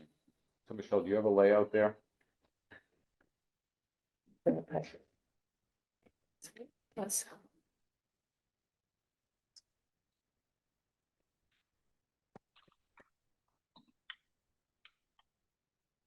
So in a world like this, we would put the bathrooms in the front, in the lobby, in that glassed-in area on each side of the building, right? Seal out the second floor for storage, so they don't need an elevator. And potentially envision the building for maybe town votes, dances, plays, public events, you know, whatever the town deemed necessary with it, right? Okay. Okay. I have a question. I think, can you hear me? I think I talk loud enough. That's what my kids say. So just a clarifying question.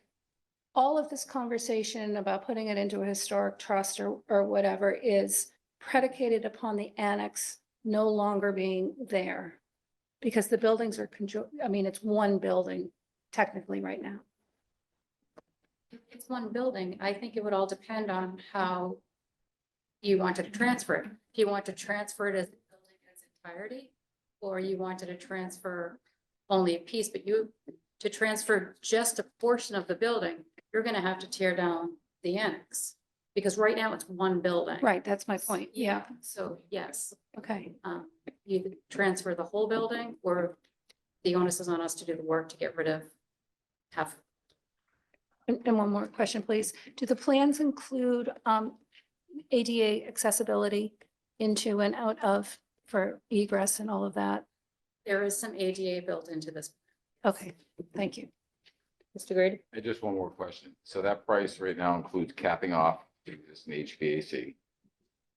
Wiring, plumbing, and putting some green space over it. Some of it sits on. It doesn't include any landscape design. No, I'm just saying the capping it off. Well, all right, thanks so much. Okay, thank you. This is very helpful in trying to figure out what all the options are and what the realistic costs may be. So last week we heard to repair the town hall as is, leaving everything in its existing state was 16.8 million. So that means annex stays, historic portion stays. Now we have this version, which is, That was a full renovation of the existing space. This is strictly renovating the auditorium space only. okay. All right. Okay, why don't we move on to the next item? The temporary status update. Mr. Senior? So last week, Inspector Hallen took another look at, I'm sorry. So last week, Inspector Hallen, in follow-up to the ongoing conversations, took another look and crafted a supplement to his December 15th letter, which was vetted through council as well, and added some interim compliance possibilities if the town wanted to pursue them. In substance there, they include adding fire rates separations where they do not currently exist, or upgrade the ones that are not functional. New occupants limits be placed on the second floor of the 87 edition, and effectively the historic town hall becomes it won't be used for any occupancy, just for the equipment that's still in there and some record storage that's still in there. Also, as starting yesterday, we began a fire watch just as a safety supplement. So a fire watch went into effect yesterday, and the office has been working with CERT, and I think that they're coming up with a plan. That's our Cohasset Emergency Response Team, trained some volunteers to help supplement the staff. And we're only doing that during regular business, of course, most people in the building. So that's actually begun, and the plan is to have a rotation so long as we're in the space. So there's already steps being undertaken to relocate staff from the second floor, to where they might be able to go safely and the most expeditiously. There's also been a consultation with an architect who does this kind of work through facilities. They were in, I think, this week, and they'll be in during the week to figure out exactly what has to be done, how long it will take. The current estimates are that, and again, it's in the letter, I'm not going to detail the specific locations, but the facilities have started the repairs on the lower level. It's because that's a much more manageable project at the basement level. There's already a door there and there's things they can do themselves. But the rest of the work would have to be done by an outside company. And the current estimate is about $35,000 to put this interim fire safety, fire separation, I should say, work that would separate the second floor and the first floor. And there's a part of the bathroom on the mention that backs up to the old building. So it would add some fire separation elements. Now, these are only interim solutions that they don't permanently solve the problems. They just buy time until the town determines what the next steps are, whether it's whatever the plan may be, right? But it will require some other staff to relocation. Right now, in addition, we're also exploring additional work from home options and all of that. So the goal being to maintain, providing this is the path that the board wants to pursue, as much of the operation in the annex as possible as front facing. The treasurer collector, the building department, the clerk, because people are familiar with it, it's already there, the vaults are there. This week we have two big deadlines, which I'll reiterate in a few minutes, but it's the tax and assessor appeal deadlines. And then my office becomes the nomads. So Michelle and I become nomadic, and then we find permanent places for our assistants like Tracy and Maria and our new communications person to work, so we can then rotate. We try to carve some space out of the remaining areas of the annex that we can rotate in and out of. But again, it all depends on how this plays out. Again, this is just an interim solution, as I think the board has pointed out. We're going forward, right? The documentation of the condition of the building goes back more than a decade, and unfortunately, the only genuine repair work that the town meeting has ever approved is a paint job. So the fundamental issues with the windows, and the plumbing, and the electricity, none of that's been resolved, and we can't document today how much worse it is. We do know that the windows are what they are. The roof still has not been repaired. I mean, again, our facilities team does a great job of patching and maintaining as they can.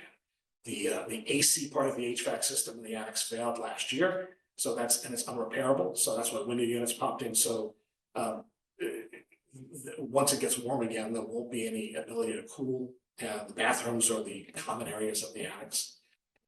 And again, I don't know what will happen next. There's no imminent threat to life and safety that there's a hole in the floor or a hole in the roof.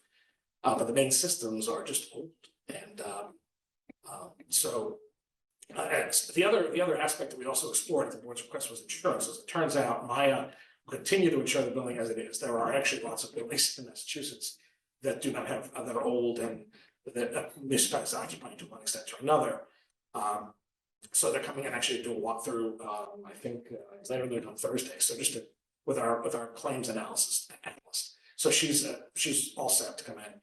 That said, they require buildings to be occupied, not fully, but they have to be a presence. If there's no presence, they won't insure it. I want to insure a building that doesn't have anybody in it because it becomes a much higher risk. They already have problems with schools where teachers leave windows open and then pipes burst. So if there's nobody around to check those kinds of things, they're afraid, they've had horrible claims. So if the building is shut down entirely, we'll have to flip to a new insurance. Maya will help place it, but we can't be covered under the Maya policy. And there's a benefit to the Maya policy apart from the fact that it's a good price. And also we have a large umbrella. We have a 9-digit umbrella that covers all of the town's assets. And we won't have that with just insure for whatever value we place. There are two alternative options. Well, we know that we already have the RFP proposals that Michelle has detailed. So those are for interim leased space. And then if the board chose for us to entirely vacate, we have been talking about how to make that work. And I think it would require most likely a temporary freeze in access to services until we implemented something. And then probably some kind of rotation because it just isn't a lot of space available in the town's inventory. There's very little actually. And we'd have to figure out a way to put something to probably rotate. Again, we'll do that if that's what ends up having to happen. Even the interim fire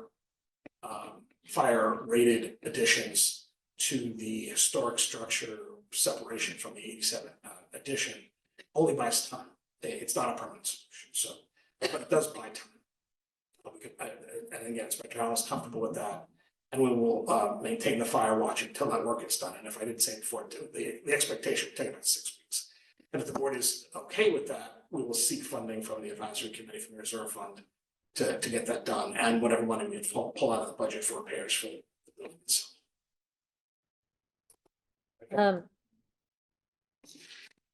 So just so the board can have the full picture, can we talk about, and Mr. Pratt, I see you're here and I invited you here to the extent you want to weigh in.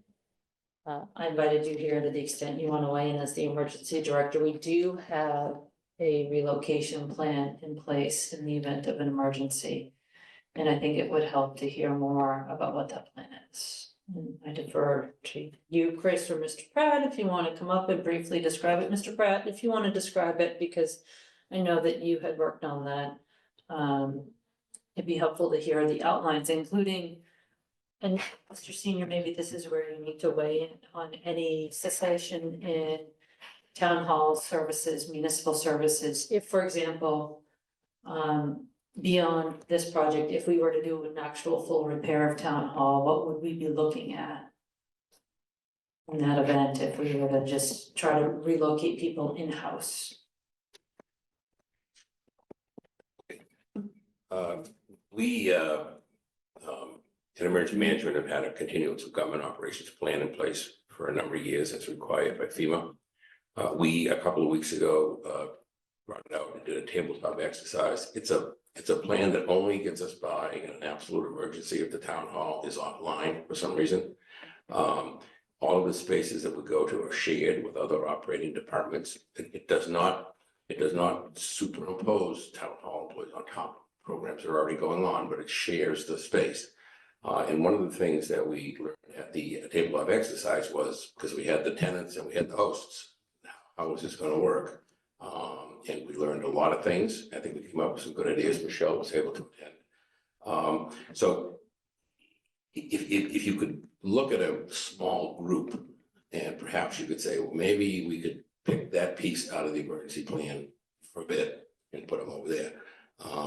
But Chris is right, there's just not a lot of space around. So it's all sharing. Everything you do is a heavy lift for IT. It's not just pick up your computer and go type thing. So it's just an alternative that's there, that maybe some pieces could be used.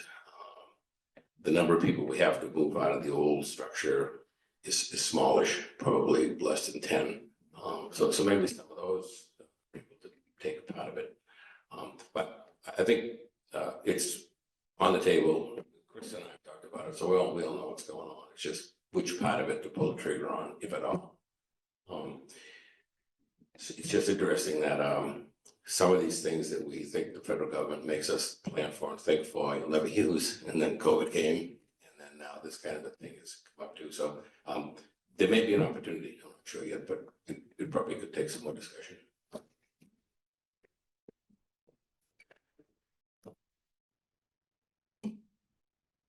I agree with Glenn. You never know when you plan for what you're gonna use it for, right? The biggest reason for Coop and COG, which is continuation of government, too, that's about the other side of it, if government officials disappear or end up out of town when something happens, so that there's people who can actually make decisions, is to make sure that the core functions of government happen. So most of these are really designed around emergency, as Mr. Brown pointed out. The challenge we have is that, sharing space with a fully active library and a fully active recreation program and trying to put an accounting office in there or a management office is problematic.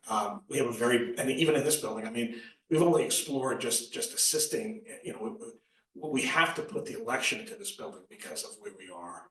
And the pushback we've received on that has been monstrous. I met with a number of people, once I sit down and know Glenn has to, once you talk through it, it's like, okay, we understand. An election is a fundamental aspect of what we do. And we're going to be spinning up the Deer Hill, I believe, gymnasiums, hopefully, as our alternative permanent site and make this the backup again. That said, there's a lot of preparation work that has to be done. You have to certify it, you have to make sure it's all the right exits and size and bathrooms and everything else. So this was this building has always been that backup. So it's the first time we've ever really had to use it.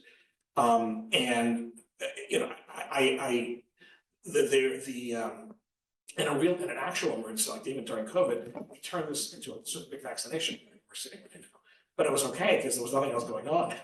And if there's a real emergency, a major emergency where we're coming from a disaster or a flood, there won't be a RIT program. There won't be a library service. People go on Libby if they still have get electronic books if they still have that going.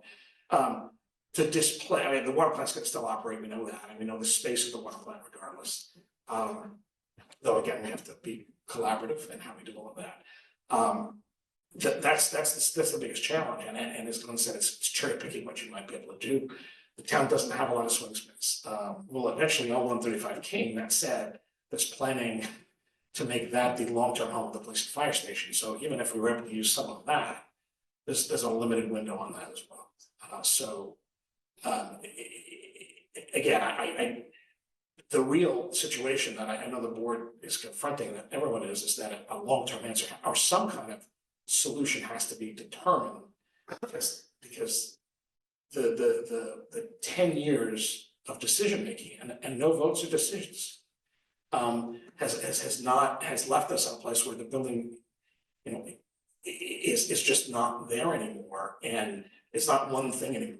It's not just replace the sprinklers and everything's okay. It's not that. Now, we will do what we have to do in terms of space. We also look at every possible rental. I mean, Coldwell Banker literally picked up a move the other day. I watched the move as I was walking the dog. That doesn't mean that's going to be available for long term, but there's more random spaces in town opening up than I've ever seen. That said, it's cumbersome to acquire them. We can't just grab them because of procurement rules. So, How many people are in the new town hall, the annex? How many people are there? well, it's not just the people, it's the functions they serve, right? So, there's 2, 4, 5, 6, 8 people in permits and planning, 2 in the town clerk's office. That said, the town clerk is a vault and has to have security for things. The building department has a lot of files, some of which are scanned, some of which are not. And on the second floor, treasurer collector has 4 people. And the assessor and finance have 5 combined. That said, again, they have walls up there. Yeah, there's 19, 20 people combined. That said, we're providing probably 15 different services of all of that in different ways. So one of the challenges with the treasurer collector, for example, is security for wire transfers. We have that in the building, in our fiber network. We don't necessarily have that at home if somebody's trying to do that from their home. Alright, so how many people are in the building? 20, I think we have 27 total. 27 Alright, 27, and how many people are in and out of that building on a guess, every day, every day? 30 to 40. Yeah. Yeah. Many of them are looking for permits, but not all of them. I'd say half are probably building department related. That's probably the highest traffic on a daily basis. The town clerk has spikes, and treasurer collector, obviously, this week, it's a spike for them. The scenario that we work within Mr. Hammond's guidelines, would we be getting everybody off the second floor? Of the historic building, yes. No, the annex as well. No, Could we, we do that? we could keep people on the second floor of the annex. We just couldn't have public meetings up there anymore. Not that we have. Because the office that we're in is rated for 40 people. It would only be rated for 5. And because to me, it's a Band-Aid, we've all agreed on that, no more or less.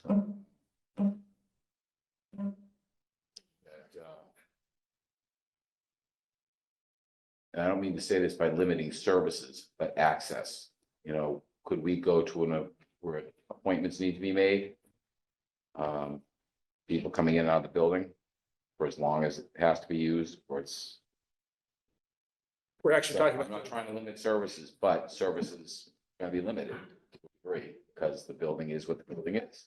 Like, I think you'll have to make appointments to obtain records, right? Because we can't take all the files from historic town hall and move them over to the annex. We just don't have the space. So if there's a certain record you need, I think you in advance need to indicate what records you need so we can make sure we have them available for your appointment. Well, like DEP, for instance, does a file review. If you're looking at something, you have to call, you make an appointment, you're allowed access to those files for a limited period of time. But they know you're in the building and then you're out of the building. Again, no one wants to limit services to the residents, but in a case like this, can we do it? And can we come up with a scenario of how many people really, out of those, you say 27, really have to be in that building that we can have at home, just in the interest of safety for both townsfolk and town employees? I think we could do that. I think we have to do that, just to keep stress off the building and also employees. I mean, we're gonna have to pack people a little bit differently. And, you know, like the treasurer collector has regular interactions, right? But the finance folks are in the back, and Corey's training, our new accountant is training. She needs to be able to, you know, not be disturbed and actually have Don sit with her and George sit with her and do her training. And then, you know, just go through her accountants. So I need to make sure that she's in a place where we can do that. The same thing with planners, right? They close their door sometimes because they need to be able to, you know, read plans and absorb stuff. So we'll have to, like, Paul, you're correct. We'll have to restrict hours. I think we'll have to do more scheduling and make that the new norm. Yeah, I think what Chris was saying earlier is that we can probably roll out some of the procedures we had during COVID that limited access to the building We too. talked about that, Glenn, last week, that's why Yeah, reigniting it. yeah, right. So I think all those things are in play, but just to digress a little bit, this was always the backup voting location in case something happened when the polls open.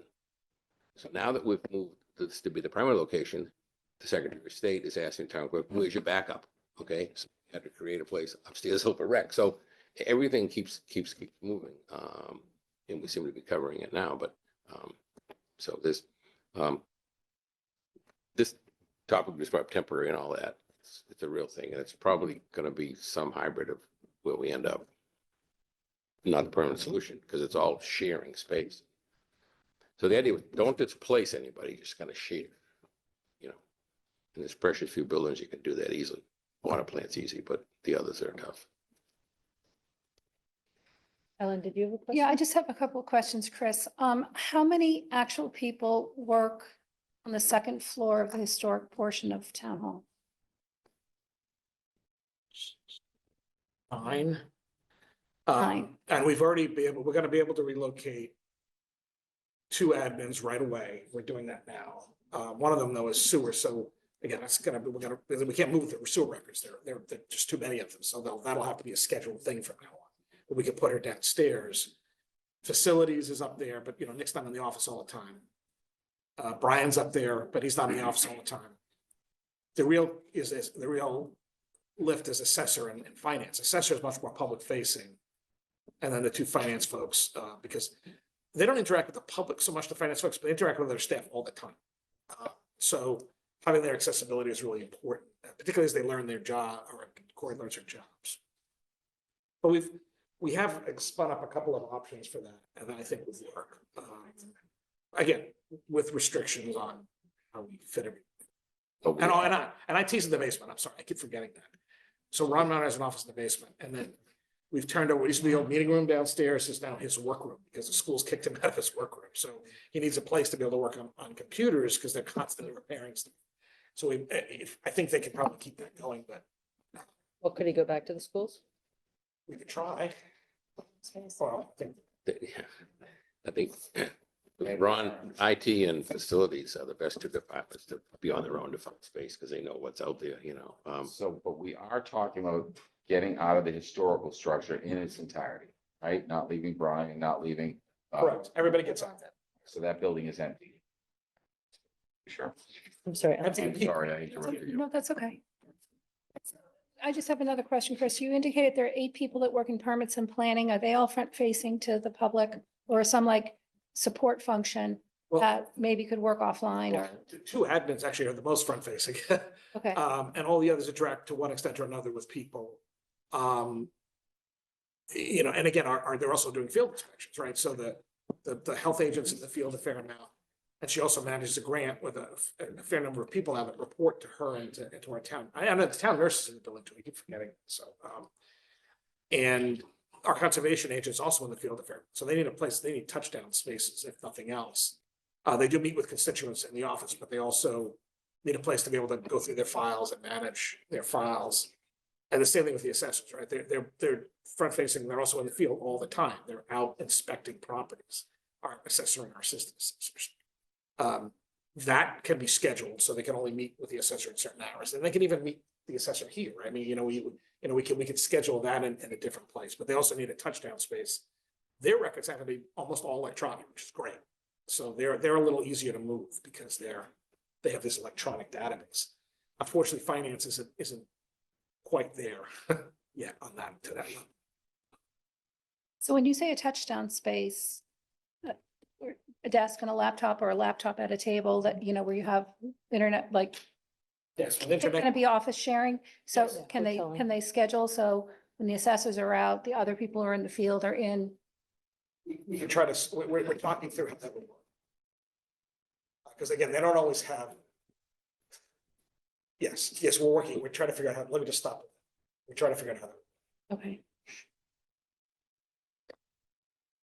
Mr. Creighton, any questions from Zoom? You're muted. Thank you, Gene. No, I'm picking all this together, listening, and I commend my fellow select board members for a lot of very good questions, because there's a lot of moving pieces and a lot of little details, so. But I'm fine so far.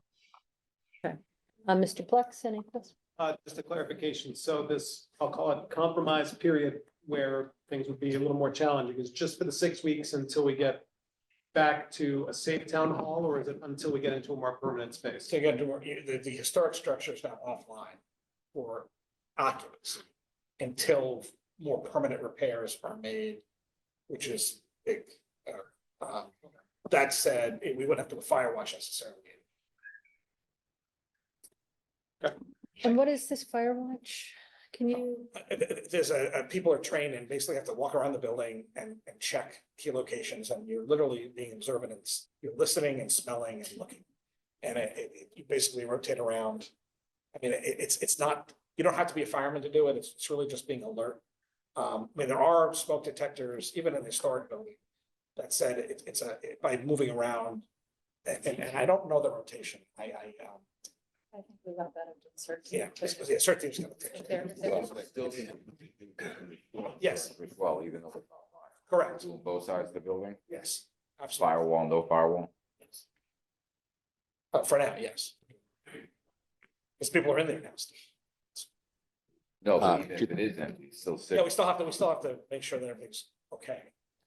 Yeah, we're not gonna, even if the building's not occupied, people will still be going into it because we have to maintain systems there. We have to just, we have to, facility still has to check, it, right? So we don't want to find a water leak and not catch it for days or something, right?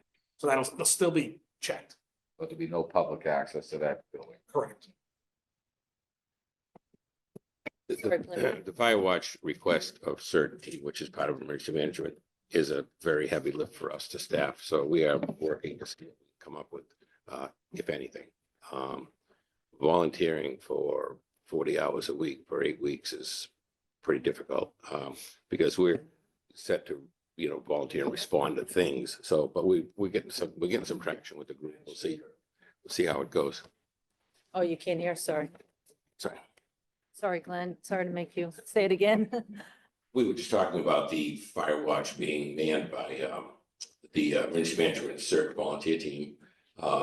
It's a lot of hours to cover. The team is usually to respond to a specific emergency or disaster for a defined period, usually 24 hours or 48, something like that. So we're working, we have got some traction from our group, and we're trying to see how we can put it together. See we can cover, see how it can work. It may be that some people can't volunteer, but there may be someone that steps forward that's tangentially associated with us that could do it if they get paid. I don't know. We're working on it. It just came up Monday or something, so we're working on it. So that fire watch, that's only when people are in the building. That means town staff. Well, that's the ask right now, All yeah. right, so after that, like, you go home for the night, then the Right. building, okay. Yeah, right. So, yeah. Working 24/7. No, Right. no. Right. So, That's for the ghosts. But town hall can only be open unless there's a fire watch in place. So if people don't volunteer to do the fire Then we'll watch. have to use staff. I see, okay. Sorry, Al. No, that's okay. So, Right. we talked earlier in the meeting about the potential availability of about $100,000 in ARPA funds. Couldn't that be designated for the firewall Yes, instead of asking advisory out of their emergency fund? yes. It sounds like too, if that's 35,000 and then the plans to actually get real pricing on pulling the annex down are 65, we might be well positioned for getting some real pricing on town hall options, which may cancel each other out in a certain way, but at least that provides the public with many options to choose from. Okay, any other questions before we move to the next related note? Yeah, of, options for public. Sorry, Jack, yep. Yeah, just one thing occurred to me, Chris Senior, we're gonna be doing staffing, and have you made sure that this doesn't have to be like one of the firefighters doing this?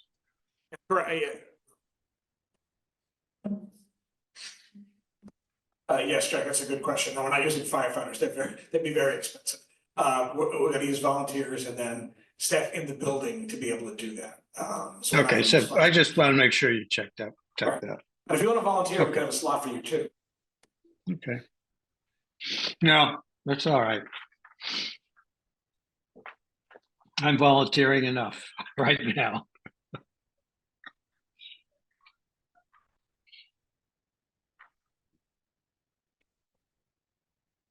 Paul, could Yeah, which you got. I- Okay, how does the board feel about this temporary proposal? Because we do have the option of a full relocation if we decided to go in that direction. It looks like we're moving in it looks like the recommendation from Mr. Senior is a partial relocation. Is that correct, Mr. Senior? We're gonna have to find some space for some folks. Yes. Okay. This is to supplement. I mean, this, what you decide to do on the RFPs is different. I'm not coming on. Yeah. Yeah.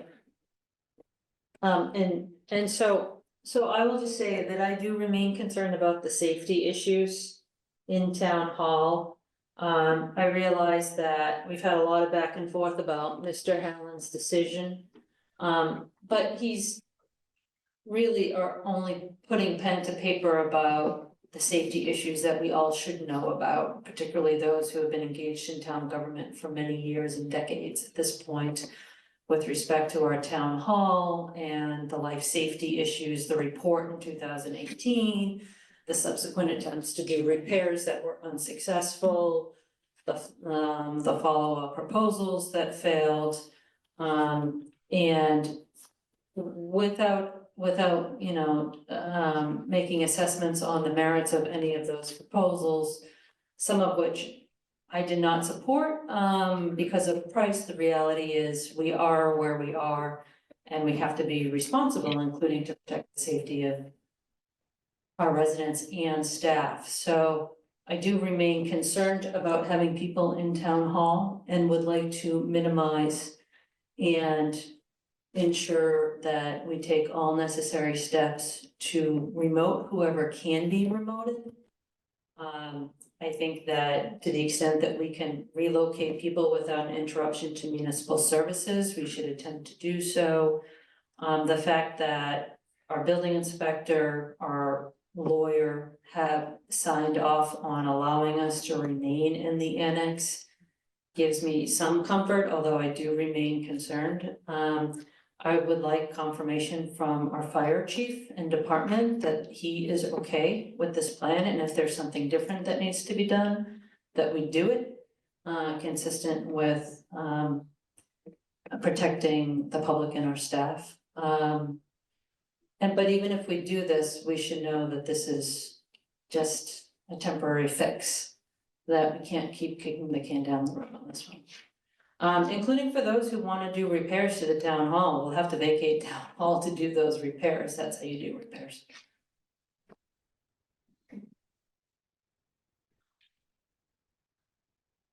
I would just second what the chair said, and especially the latter part. I'd like to hear from our fire chief too, that not gonna try to supersede Mr. Hallen or our attorneys, but I don't think we can emphasize enough that safety is paramount, not only for town employees, people coming in and out of that building, so access would have to be limited, I mean severely limited. And that's how I feel about it. I would be comfortable hearing something from the chief, because everybody understands the move, but that it is put out there. This is a Band-Aid, and a cheap one at that. And that's what I would say. Just briefly, I agree with all the comments and the priority of safety. So let's see what the fire chief has to say. Yeah, I might add that it's been very clear. There's been a lot of talk and some very well-reasoned letters from highly qualified architects that talk about the legal reality, but the real reality is the bell is rung. We know we have a problem. We need to move as quickly as possible. If there's a little lack of immediate urgency, that should not allow us not to move very, very quickly.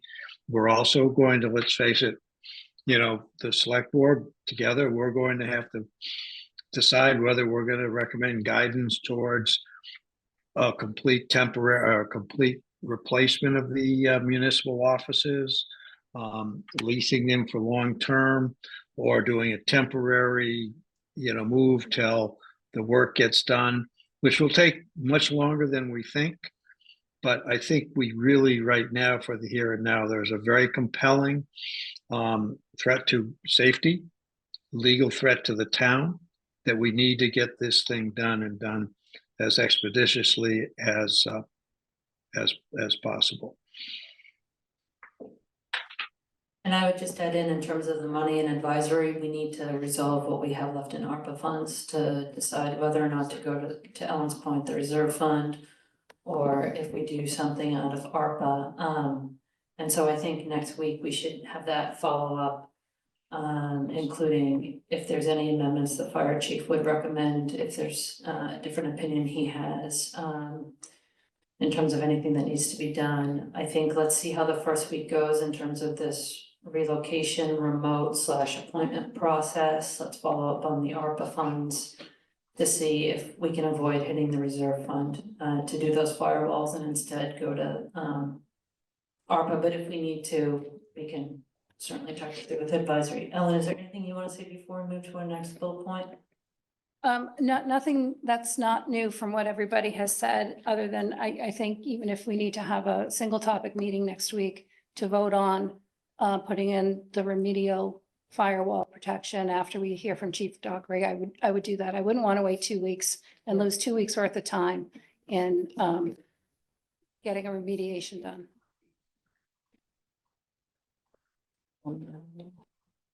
Sorry? No, I was just asking if we could vote on it now. Oh, I would vote on it now, but I said I would vote on it now, but we don't have it's not, Yeah. it's not posted as a vote. Yeah. Although we defer to vote on policy, can we not add a vote to an agenda? Since we defer to vote. I think we could take the vote and do a confirmatory vote at the subsequent meeting. We have done that in the past. I think the question is whether folks want to vote now or if we want to wait for Chief Dockery and the remaining information about advisory and ARPA. Pending. All right, would anyone like to make a motion and then we'll have a Well, subsequent. further discussion. I just, until we have the fire chiefs, at least he's been briefed on it, I wouldn't be comfortable, voting, and I would not want to be in a position where I felt I had to abstain or vote no on this. But were we to ask for a vote today, I would, absent Chief Dockery, that's what I would feel compelled to do.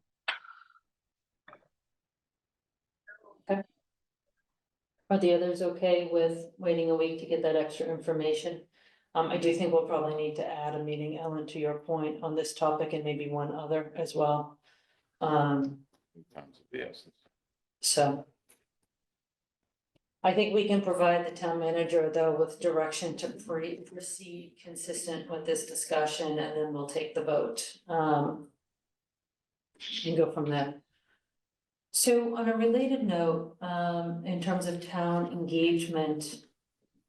One of the things that we've talked about is trying to get the options out to the public to get feedback. So now we know what some of the permanent options that we have with respect to our existing town hall are, right? We have repair estimates, we have the annex being, chopped down and just the standalone historic auditorium estimate.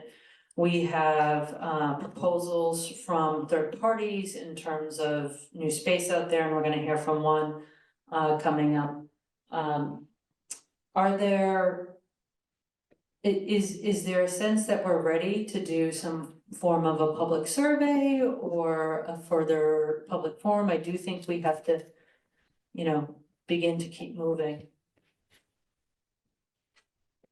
I think we're close. We may be after tonight, and this may be something else to add to our next meeting, which may be a 1 or 2 topic meeting for that gap before February 13th, but I certainly wouldn't feel comfortable doing it tonight. I do think thanks to Michelle's efforts, we're starting to see some potentially attractive options. But I don't think we're quite at the point yet. Maybe within 24, 48 hours, we will be ready to put some real options out in front of the public to get feedback. I would agree with that. I think we're being forced into this decision from by circumstance. So I think we'll be able to flesh it out more in a short period of time to get the public involved, more engagement, which we should. But I think events are kind of leading themselves. Ellen or Jack, is there any feedback you want to provide? I agree with Chris. Mike. Okay. And Paul. So why don't we do this?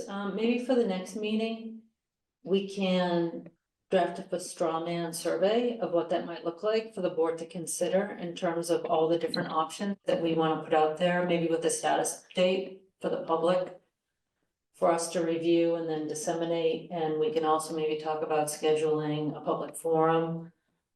February is a tricky month because we know we have school vacation coming up and a lot of moving pieces. We could also do a virtual forum too, if that might be easier for some folks. You know, maybe we do more than one.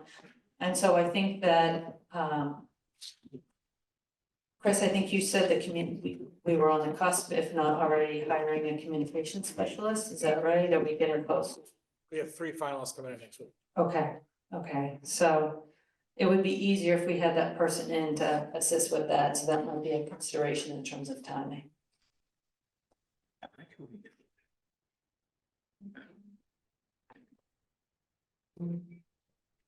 Would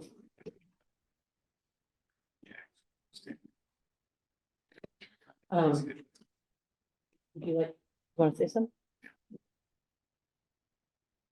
I may be going backwards, not discounting what my colleague Jack said, but I would like to make a motion to approve ARPA funding for the firewall. Pending Chief Dockery. And only after Chief Dockery approves the use of it, I would make a motion to vote. Assuming we have the ARPA funding, right? We have the ARPA funding and Chief Dockery approves of it. Okay. Is there a second? I'll second it. Okay, we have a motion and a second. Let's do a roll call vote. Is there any discussion before we do a roll call vote? No, I think that's perfectly reasonable. Okay. That's not, I wouldn't be opposed to that. Okay, then we'll start with you, Mr. Creighton. How do you vote? Jack Creighton, aye. Okay, Mr. Plex? Chris Plex, aye. Ellen Mar, aye. Paul Grady, aye. Jean Haley Dipple Dye. Okay. So coming out of this, we are gonna follow up on those items, and then with respect to the town hall public forum, we'll work on a straw man survey for the board to consider as well as a public forum. Still keeping in mind that with respect to the pending RFPs, we have a 90-day deadline, is that right? Around there? Okay, so we have to keep track of that as well.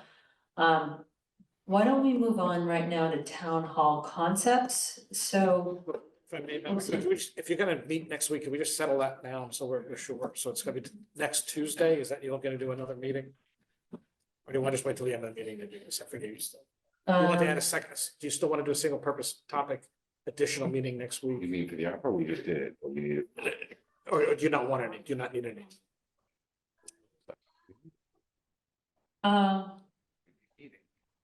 Voted. I mean, unless Chief Dockery comes back and says, no, I don't agree. So then we'll come back with all these things for 2 weeks then. The, yes, but we still may need a meeting anyway, for executive session, and so we might have to do it regardless, just so that that's we fine. can be mentally prepared for the request. And so if there's some follow-up we need to do quickly after the executive session, then, you know, maybe it makes sense then. So I think maybe let's hold the time and we'll just do it by email. I Okay. think that's probably easiest, so people can look at their work calendars and other calendars once we get home. Okay, so let's go on to town hall concepts, the senior center. I have a full report on that. I talked to Wayne about it, what he was thinking. Okay, if you would like to stand in for Mr. Sawchuck, Mr. Pratt, more than happy to have you do so here. I'm gonna. When this building was originally conceived and we looked at an addition for 4,800 square feet.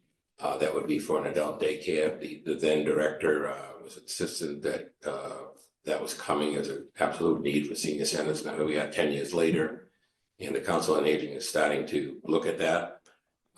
The building would be out on the front lawn out here, right by the flagpole. It's been graded and site work has been prepared for that addition.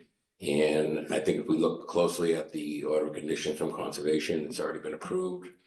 So that is what would go there.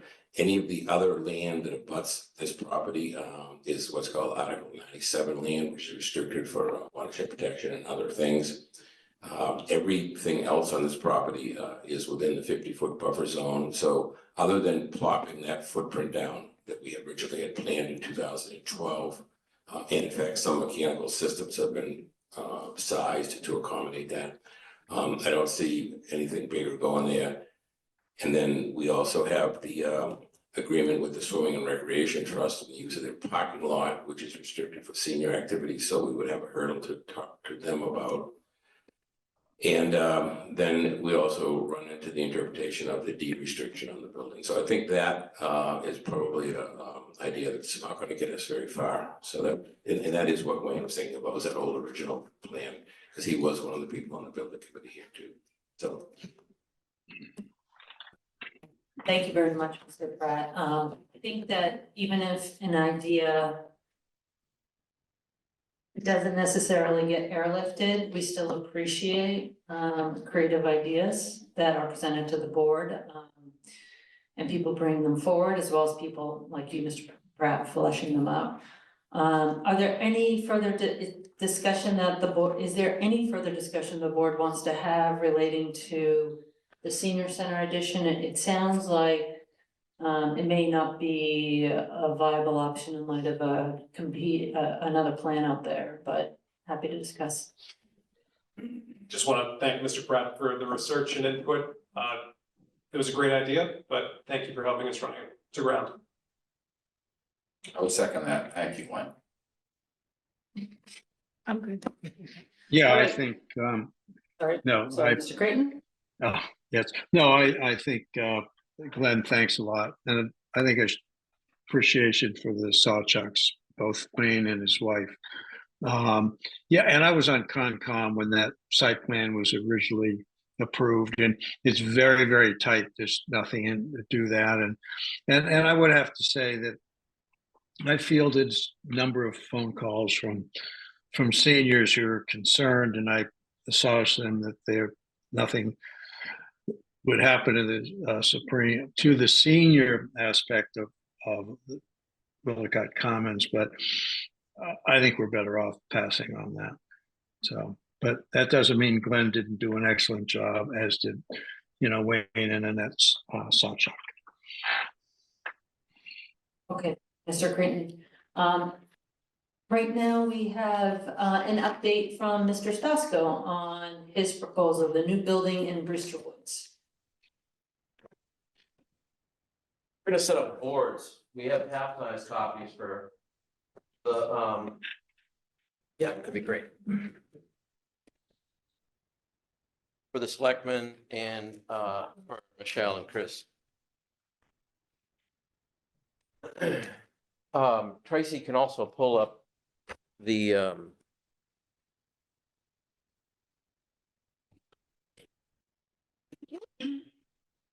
Thank you. the electronic PDF if we need it. I think, Ryan, you were gonna start out, and I'll follow up on some of the details. Good evening, Ryan Stasko, 488 Jerusalem Road. Just a quick, basically 45 years in this town. Degree in architecture, University of Colorado Boulder, and spent around 20 years with my dad doing construction development at the same time. And glad to have Clark here tonight because I love this concept in front of you, and just wanted to have him do a quick presentation and see if we can answer any questions. Thank you, Ryan. Clark Brewer, 262 North Main Street. I'm a registered architect of 31 years, and I'm pleased to be asked to help provide a realistic, practical, and detailed solution that I think everyone it's simple and straightforward enough for everyone to relate to. So there's two drawings in front of you. Oh, before I get too far, I did last summer talk to Chris and Michelle about the fact that I'm on the planning board. I've been involved as a professional volunteer with town government for a long time. And could I check with the state ethics board whether there was some issue with doing design work for a private developer that might have a municipal benefit in the future. The attorney said, that's fine for this stage, and if it goes any further, please check in with me again. And his phone number and his name is on the piece of paper I've given you. So what you have in front of you is a 10,000 square foot, single story, historic recreation building that's very relatable to our 1929 version, redo of a 1857 version with something that wasn't supposed to compete with it glommed on in the 80s. From the hundreds of meetings that I've had in town hall and the hundreds of times that I've been in there on other matters, I understand certain amount of the kind of the most public spaces to the sort of most private kind of hardworking spaces, and the need for having separation and openness for town staff getting work done. But what we have, this 10,000 square foot, one-story building has a recess with a traditional roof, a recess to hide solar panels, to put in HVAC equipment, all the guts that right now sit out on the in the back of our building. And so what I've been able to do is take the program analysis that was done back in 2017 and fit it into a very simple scheme that has permitting and the clerk, tax collector up front, public bathrooms, a big meeting room, and then as you go, the finance assessors, town manager's office and vaults and storage, and it basically keeps the public sort of use spaces up front, and then as you go towards the back, you get sort of more and more private and nested with town hall functions. Now, the parking lot, without the 1987 addition in it, it's sort of an alley boulevard rather than a loopy thing that is set up now. There's an entrance and an exit, sort of one-way traffic, and that accommodates almost 100 parking spaces, where we have about 60 now. The lot is about 3 acres, and what I think makes sense is to be able to have a presence from the street and have this parking area that's sort of a part of a public space that abuts on the common. That this building would be very visible from the common, and that it sort of relates in a kind of courtyard with the historic portion.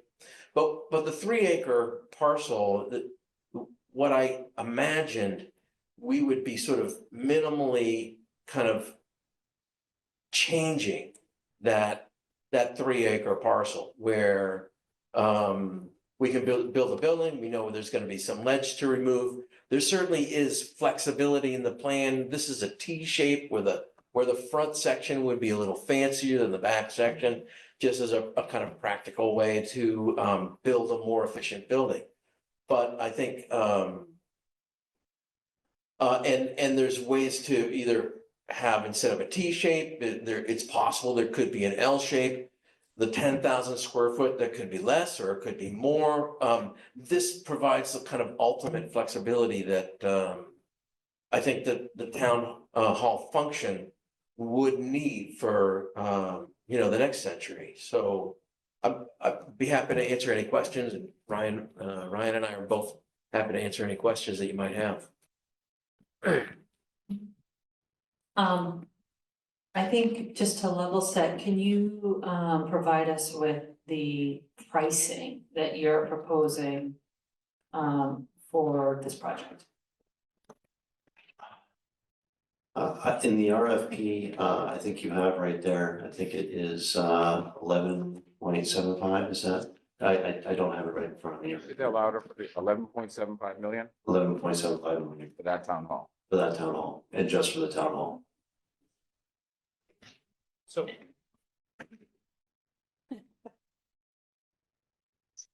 Yeah, You mentioned it was just for the town hall. What about the land? Is the land currently owned by the town, or would the town have to buy the land as well?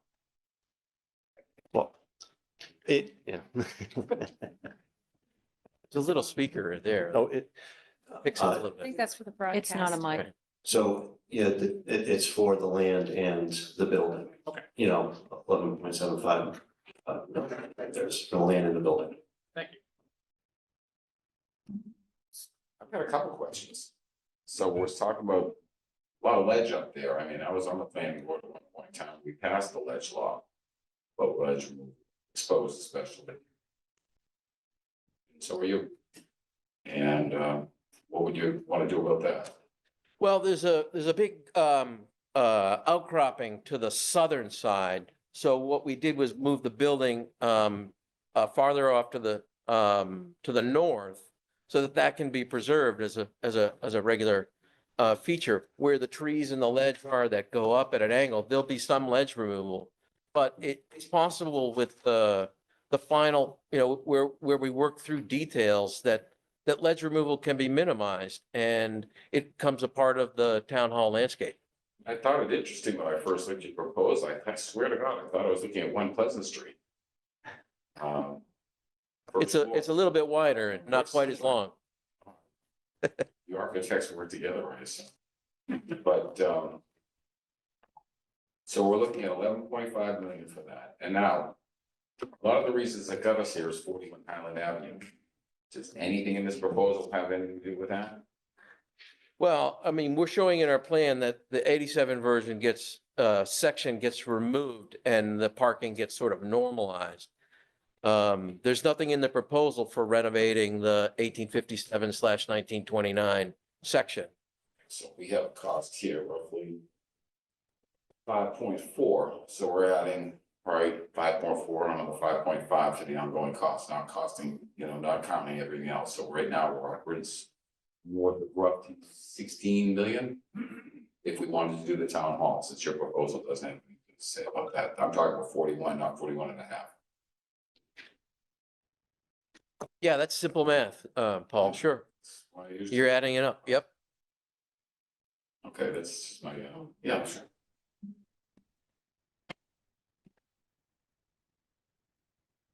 Just one quick question, because I'm not perfectly clear on the prevailing wage requirements. Would the 11.7 be construction under prevailing wage law or outside of prevailing wage law? You want to answer this or I can, the state right now is doing lease purchase arrangements, avoiding prevailing wage. Whether this particular project can benefit from that model, I don't know. But certainly all options would be pursued to build the project at the most reasonable cost possible.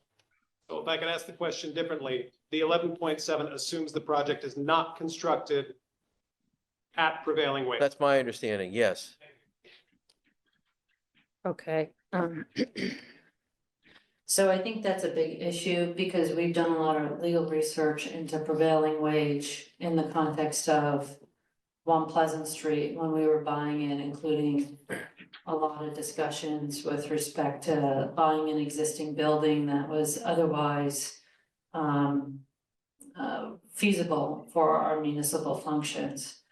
And I think that, and we would, if we were to move forward with this, we would need to check, but I do believe, if I recall correctly, based on the back and forth that we have with the state and our lawyers, that we would have to build. We could not avoid prevailing wage law, and so we're looking at least an additional 40% estimate for the prevailing wage uptick. Plus, did you include OPM and design costs in here?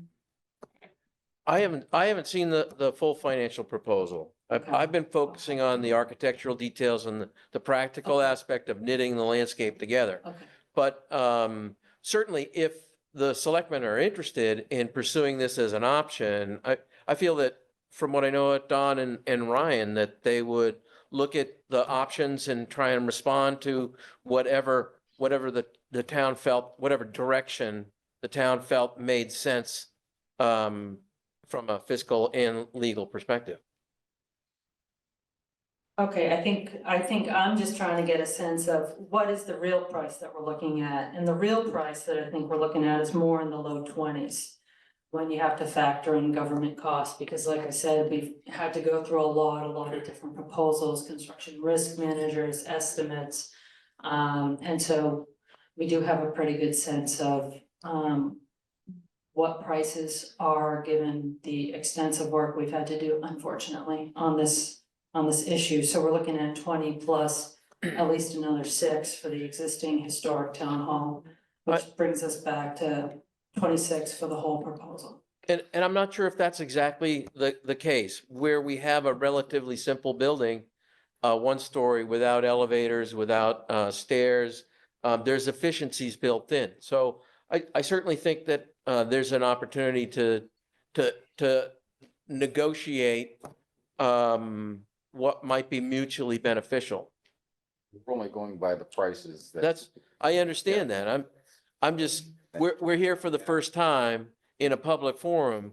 And I would just say, you know, anything can be negotiated. I don't think you have to dismiss this as an option because there's some prevailing wage issues to resolve. Yeah, I I'm think the just big trying thing to is get a sense of questions. Scale. Yeah, we just want, if you have some questions, we'll try to answer those questions. I mean, I can't answer those questions right now, but I can get you the answers. But in any important thing like this, that's a legitimate option, I think you want to negotiate in good faith with whoever can provide that. And this is one of those opportunities, I think, for the town that a 3-acre parcel right behind town hall that could be potentially used for other things, for a municipal functions, and I think makes an excellent solution for the town hall problem. Not that there aren't other solutions. This might be better served in a town hall public forum, certification is part of it. Okay, so one proposal was to include this in a public forum and see, and as you can see, what we've been trying to do is really try to get financial details on all the proposals for the public, because Yep. there's one thing we know, and one thing is true about town hall, which is that people care how much it costs. Of course, So that's why we're No, drilling, it's not to be, you want to get the Rude. best, Yeah, the we're just best trying to value figure out, like, for the taxpayers. what is the actual cost that we're really looking at? Ellen, I'm sorry, Oh, that's okay. is there anything you'd like to say? Anything I'd like to say? I think it's very interesting. I have a question. Is this green area, is that the Green triangle the is green triangle? Is that the Exist- 8.5 acres? that are it's a owned by the part of trust. the It's- 8.5, Okay, but it's currently owned by Don Stasko. And the remainder, runs off in a ribbon out all through that back area. right, So this would just be the 3-acre triangular parcel. right. And Brewster Woods, I'm on the Conservation Trust, Yeah. but butts over on that On side. that side, right, right. I mean, I think every idea is an intriguing idea right now. And so, 11.75 or 18 or 19, whatever the number is, plus the 4 to 6 million for, historic town hall gets us to the numbers that the town has rejected. So I'm wondering if there's, and I don't even know if we can do it, if it's legal, is there an option where you can build it and we lease it with an option to buy at a fixed price determined at the price of, That was the proposal. Yeah, I think that was that was the proposal? Okay. Proposal was I the haven't seen lease. it, but- Like, basically, the proposal was that we were going to basically build the building and you guys were Yeah. going to, 30-year option. yep, 30-year with a term 30-year option with an option to buy. Okay, That's how we were gonna get away, or from prevailing wage. Okay, And forgive me, I'm sorry, I looked at the proposal. What are the numbers, the yearly? What was the lease cost? I don't have. I don't think we got them, because this is what we. If I recall, it was 900,000 a year, Was it? $900,000 a year? $75,000 I'm sorry, could you repeat that? 975, 900,000, 75,000, 900. monthly, no yearly. $75,000 a month, $900,000 a year. For lease. Okay, Sorry. sorry. Just trying to, again, make That sure. was- the numbers are- Again, if there's any, Right? By CPI. That's what I said. if there's any questions on the financial aspects of the project, I know Don is and Ryan will happy to follow up on those to keep this as a viable option. So I think Clark, it sounds like you want some feedback on the aesthetics, and I'm happy to provide a little bit of that. I think that it is ironic that you've designed the front of my house. So That wasn't on I purpose. like it, I don't mind it. I do think it looks strikingly similar to One Pleasant Street, in terms of the internals, which is equally ironic. Not sure I'm jazzed about a whole parking lot in front of the building. It sort of has a Texas feel to it a little bit instead of a New England historic common. That's just what's immediately striking me. But yeah, generally, I think it's an interesting idea. For me, the devil's in the details and the details are the money. So that's Yeah. why I Sure. was on it. Yep. It's just, What I've done is just show you something that can work and that there are certainly options for smaller, larger, modified aesthetics. Probably not modern, but, something that's relatively conservative makes sense. I think this is a Georgian revival. Is that right? A Greek revival? Greek revival, Yeah. sorry, Greek, yes. That's right. Yep, Yeah, yep, which is yep. My what they house. were doing in the 20s all the time. And that's why Yeah. our 1920s, our first town hall got revamped into a Greek revival. Mhm. Well, I Mr. do, Kirk, I see your hand is up. yeah, I concur with what Gene has to say. It's the money. And I think we also are going to have to be looking, I think you're not going to be able to build a suit and avoid prevailing wage. Everything that we've looked at and we've heard from council says that's not going to work. So I don't think the price that you're throwing out, and I'm not seeing a viable way. I mean, if we can give you the specs and we will lease that, and then you give us a fixed price with substantial bonded guarantee performance guarantees. So we don't get halfway through the deal and find out, well, the negotiations are ongoing or whatever. Maybe it might be viable, but then you would want to give us a price fixed with a substantial performance bond. And that we would also need to understand, what happens to the cost of taking down the annex? Are you including that in that? I'm not sure whether that was in the original proposal or not. I might have missed it.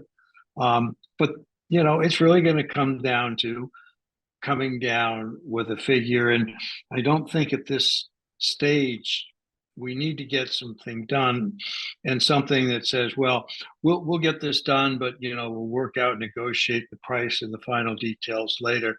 That's just not going to wash. So I would suggest that the meaningful way forward is to come out and show up some detailed things with a price that you're going to hold to, and explain the a substantial performance bond that you'd be willing to do that. And then we can start comparing apples to apples instead of apples to oranges and pomegranates or whatever we're looking at now. Right. So why don't you go back to work, and good luck with it. Thanks, Jack. Okay, well, you have your marching orders. I do think that it would help the board to have more specific details, including building and prevailing wage, open and selling costs, just so we can compare apples to apples. Absolutely. Okay, Thank thank you you. very much. Good We attention. do appreciate creative proposals, and this is definitely one of those. All right.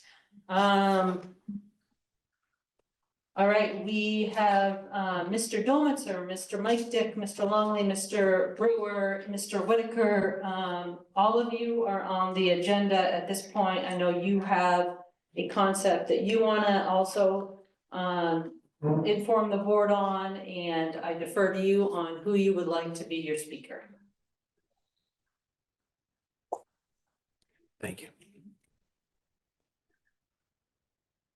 Pete Longley, 12 Rustic Drive. So I've been in the practice of architecture since 1976. In the 1980s, I was a project architect for a corporate headquarters in Framingham for McCormick and Dodge. Later, I was involved in 2 International Place, Don Shafaro's 40-story Tower in Boston, opposite Rose Wharf. Both those projects were designed and permitted under the 4th edition of 780 CMR, the same code that was in effect when the Cohasset Town Hall Annex was designed, permitted, and constructed. In your packet, you should have information concerning computations that were performed by C3 that were the basis to condemn Town Hall. Excess street frontage was left out of those calculations that were performed by C3, and had that been included as permitted by code, the basis would have been reversed. I'll deviate from my script. With the frontage increase, the allowable area would be 8,800 square feet, as it says in the packet. And the size of the ground floor is 7175. So bottom line, Town Hall's a small building. It does not require firewalls, fire separations, or sprinklers. It complied with the code in 1987 without these, and it's not unsafe for occupancy.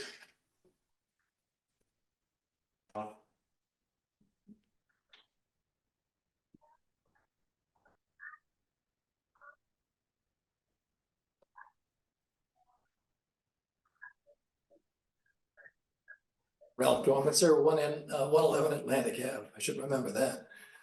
I'm going to read this because I think there's a fair amount of substance here, which might be helpful, and it also will limit me to 3 minutes, hopefully. So I get through this, and you won't have to be heavy all night. I feel it important to explain why the group before you became involved in the discussion on the future of Town Hall. It began with the building inspector's surprise order that 41 Highland Ave was unsafe for occupancy, immediately followed by the RFP for a lease purchase of a temporary facility to house town employees, the RFP for which seemed to target 1 Pleasant Street. That sequence of events had all the appearances of a workaround of the ballot vote. And whether you agree or disagree with that assessment, the appearance matters. We also became involved because we believed that the unsafe order was wrongly issued, and no violation of code existed in 1987 or exists now. Further, that a hasty decision to temporarily relocate town employees was unnecessarily disruptive, expensive, and possibly permanent. Finally, we believed that you were misled that the safety of the people and the need to evacuate them had to do with sprinklers. Sprinklers save buildings, not people. We save people by alerting them with smoke detectors, as you do in your homes, and that they should evacuate the building. The buildings are equipped with smoke detectors and alarms. Further, going back to the fall town meeting, we and many others personally believed that the seat of our government belonged in the Common Historic District, as it had been since 1770. We also believed it would be inappropriate for the town and its employees to be in and this is a pejorative, but I'm going to say it anyway, in a storefront setting, in an apartment building, next to a railroad track, instead of near the beautiful town common. And so irrespective of the options for Town Hall now before you, most people will agree that the historic Town Hall should be preserved. The historic Town Hall should be preserved.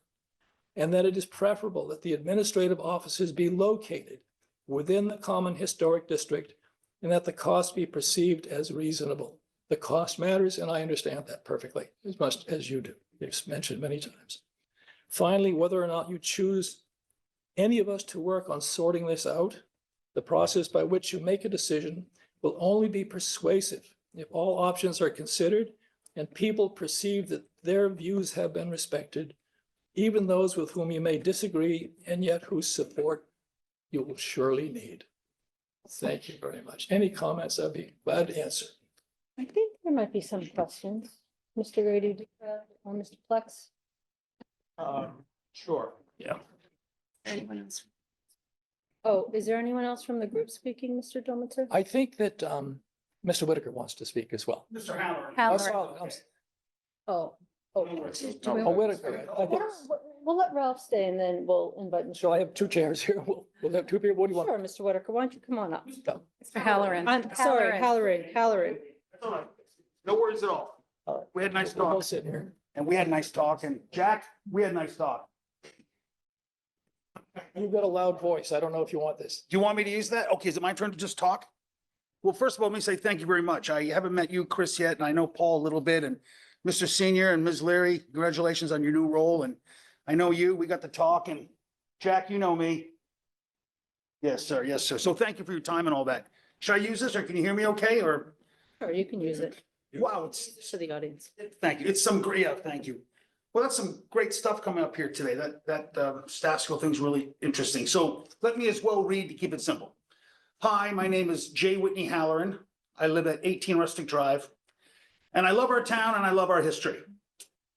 I'll give you the summary first, because the business I was in, you tell the summary first and then you back it up after that. So my summary, we the residents would like an equitable, fiscally responsible repair and preservation fix of Town Hall and the annex, or without the annex now maybe, as is economically feasible, befitting our small tax-based town. And we'd like to help you in this regard. We'd like to do what we could to pitch in. Maybe I'll do some volunteering at the Fire Watch. I could do that. But I have 2 points from here. So the first point is, pardon me if it's a little bit redundant. I and others feel strongly that the work of our town hall must remain on the common to the best of our economic ability. I say this not just out of passion or because I was raised here and I graduated class of 1977. And my mother lived and died here. My sister's here. And I don't say it because of just passion or romance, but as concerns the very nature and history of the founding of our country and of America's exceptionalism. Since 1770, the seat of our government here in Cohasset has always been on or around the common, right in between two of the oldest churches in the country. Something to think about. That's quite a town hall we have. That's point one. So point two is getting into economics now and finances and demographics. I won't talk much longer. I've got a little bit more. If Mark Twain were here today, he may say, the rumors that Cohasset is a filthy, rotten, rich town are far exaggerated. The fact of the matter is we are and have always been financially much different to towns we're often compared to, like Lexington, Concord, Hingham, or Weston. I lived in Weston for a year a long time ago, a nice town.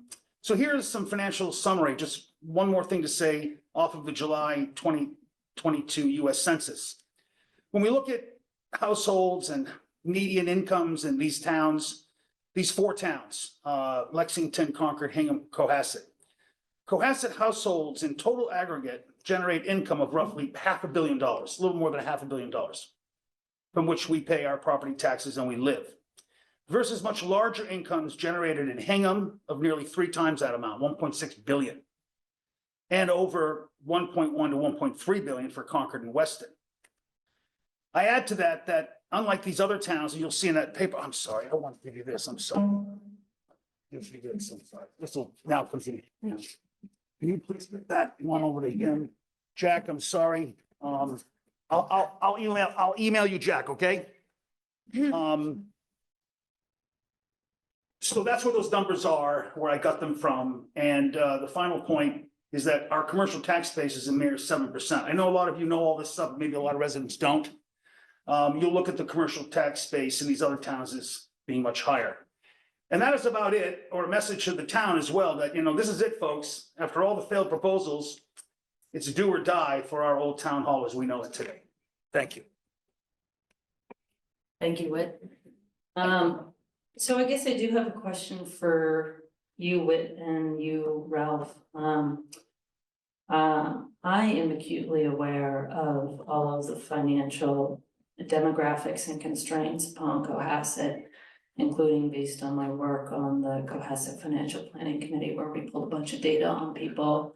And I'm also aware that the town approved an increase in taxes. And so I think it's fair to say, at least from my standpoint, I want to be really careful about the money we spend. And so I would be interested in hearing your perspective on whether you would support the demolition of the annex and restoration of the historic town hall at 5.6 million, and the purchase of One Pleasant Street for 3 million to house the remaining municipal services, or if you think that the board should go in the direction of that 5 million plus the Stasco proposal, which would be option 2, which I think it's fair to say we know is going to be probably around 20 million, not including the historic town hall piece, which will be an extra 5.6. So we're looking at something around 8 to 9 versus 26 to remain, to keep our municipal services housed on the town common. And so I would like to understand is what you're ultimately asking us to keep the town services on the common with, for example, Mr. Stasko's proposal, and preserve the historic auditorium at a price tag, let's just say, to be super conservative, 20 million, all in, versus the other One Pleasant Street option, notwithstanding your concerns, Mr. Domitzer. So I'm trying to get a sense of what's most important. I hear you. Is it money? I hear you. Is it taxes? I grew up across the street from One Pleasant Street, at 12 Pleasant Street.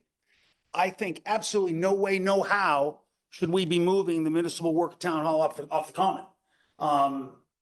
26 million project voted down in 2018, 24 million in the spring. What a great out of the box thinking you guys had for One Pleasant Street, ladies and gentlemen, but that just can't fly. I think maybe he agrees with me. So if we look at the money you just talked about, so tear down the annex, fix Old Town Hall, Mr. Senior, tear down the annex, fix Old Town Hall, 6 million. Tear down the annex, fix Old Town Hall, about 6 million.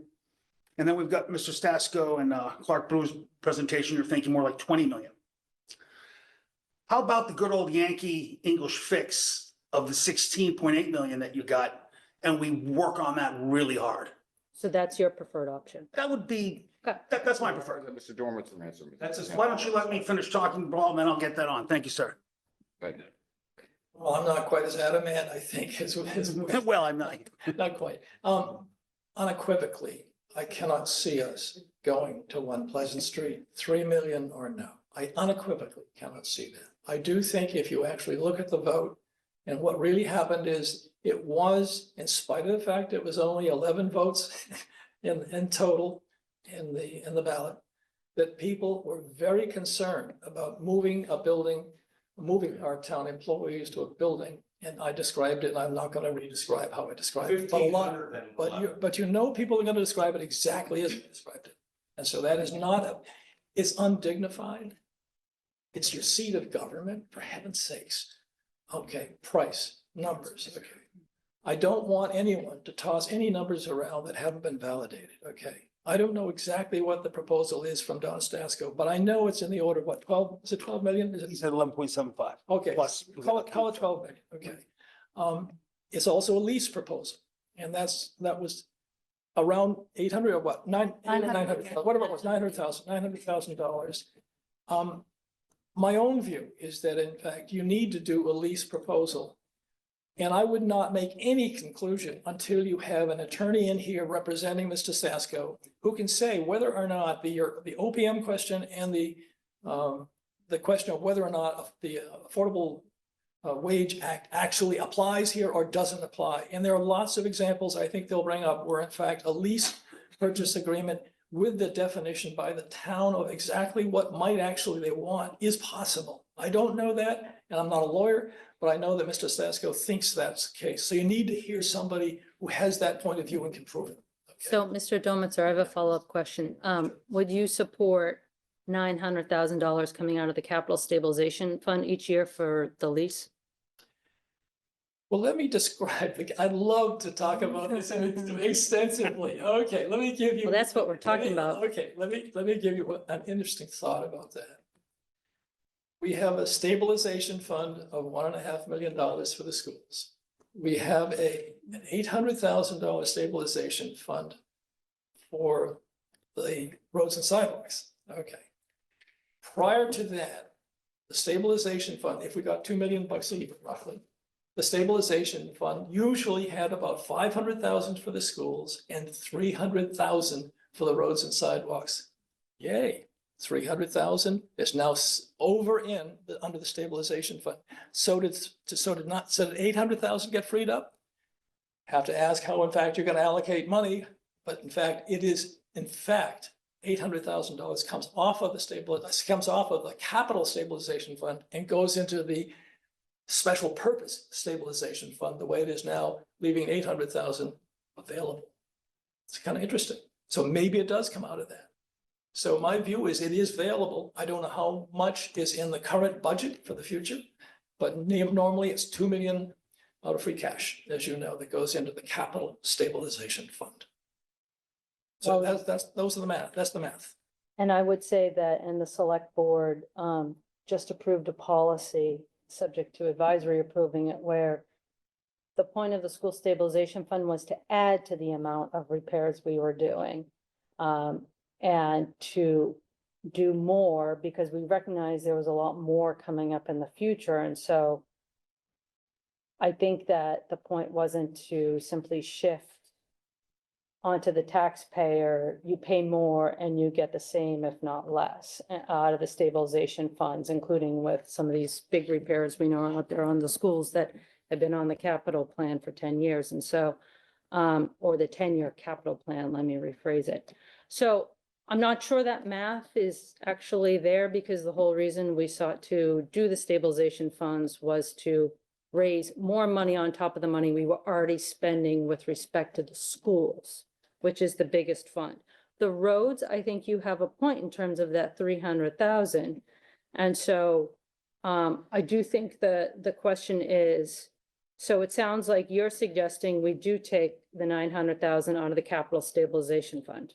And I would say also that, and whether or not I have not heard your policy with respect to the school stabilization, that is the taking money that was available in the capital stabilization fund and removing it and placing it under the special purpose stabilization fund, which is what you're just saying. It's quite unusual to hear that, because I didn't hear that at town meeting. My understanding. That's not what I mean. Okay, in other words, there's $1.5 million, which is 3 times what we normally spend on an annual basis out of the capital stabilization fund. And now you want to add that to the $1.5 million that you're also placing under the special purpose stabilization fund. For now, you have 2 million going into the capital stabilization fund, as I read it. That seems like an extraordinary amount of money, even though I have read that entire list that has come from the schools, and it does not add up to that kind of money. Unless you talk about the roof of each of the buildings and the windows in the Osgood School. We know fairly well what all that's going to cost, but you have this money every year. It's not as if you only get it once. You get it every year, $1.5 million every year. And if you're adding 500, you get 2 million every year. That's pays for an awful lot of roofs and windows. So, and that goes on and on and on indefinitely. Yeah, I recall talking with Mr. Host about this, and we actually spend on average $1 million every year out of the capital stabilization fund on schools. Or up to that amount. Up to is the top, most we ever spent was $1 million, right? And we also have bonding requirements, and so we don't actually have 2 million because of the bonding requirements that we have to pay off, which is a part of capital's It comes out of concern. capital stabilization. Comes out of the stabilization fund. So we're not really playing with 2 million. I guess the point, though, was with the stabilization funds was to ensure that we were responsibly taking care of our town going forward, including as to capital repairs, to avoid, you know, huge unexpected repairs, particularly at the schools. Because if you don't take care of the schools, the amount that we're facing at town hall is just a drop in the bucket, comparatively speaking. Town hall is how many square feet? 20,000? Our schools are 375,000 square feet. So just 16,000 for the town halls. from a magnitude standpoint, that's what we're trying to address. But I'm happy to hear that you're willing to take a lease payment for municipal services in town hall out of the capital stabilization fund. I appreciate in this instance, it's with respect to Mr. Stasko's. Now, if you were in fact to lease 1 Pleasant Street, wouldn't you do this, ask the same question? That's why I'm curious to hear your response. What was the lease cost? 200,000. 200,000 So for Annually. annually to lease that first floor, for this same amount of space, first floor. Okay. it's 200,000 versus 900. Yeah. You're right. It's a little bit bigger. Yep. So these are the hard questions that we as a town are gonna have to answer. Or do we want to pay 4 times, like, you know, whatever the ultimate numbers are here? Assuming this is something that the select board even wants to move forward with, which I don't want to prejudge what my colleagues say. I think we need to have more back and forth. But these are the hard questions that we have to come to ground on. May I just add one more thing, if I'm not interrupting? So I think another big issue that many people are against is, you know, no disrespect to Jack and everything in that proposal, but the One Pleasant Street move gets us in the real estate business and affordable housing business. So I think for me and a lot of people, that's kind of a big difference than going with the Sasco plan and that's all ours, you know, kind of thing. If that makes sense. Yep, I appreciate that. And I do want to, Mr. Creighton, I want to recognize you. Sorry, you're off to the side, Yeah. so I can't see you as easily. The deal about, well, first of all, that's throwing a red herring out with, on the getting in the business of that. There's, you lease it out at least. But anyway, I was, you know, let's be realistic.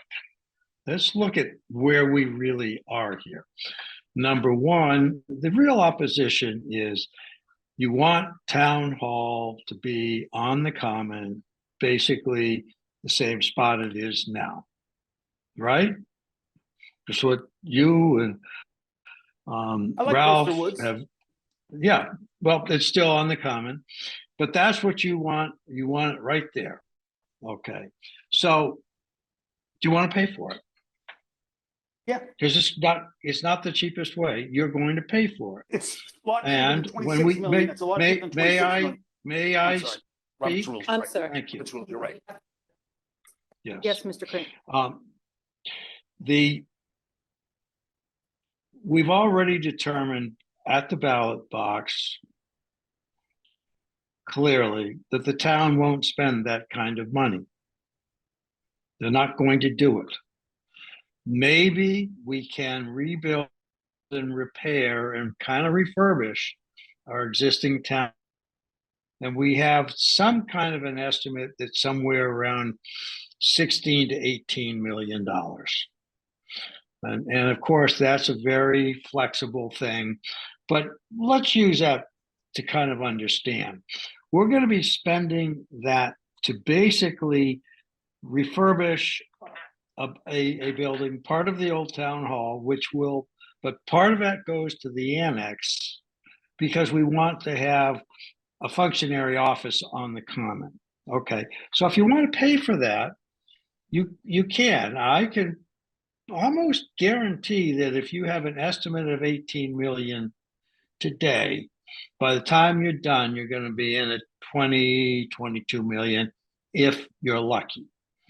Now, I don't think that people are willing to pay that. They have not indicated. They had a proposal for 24 million.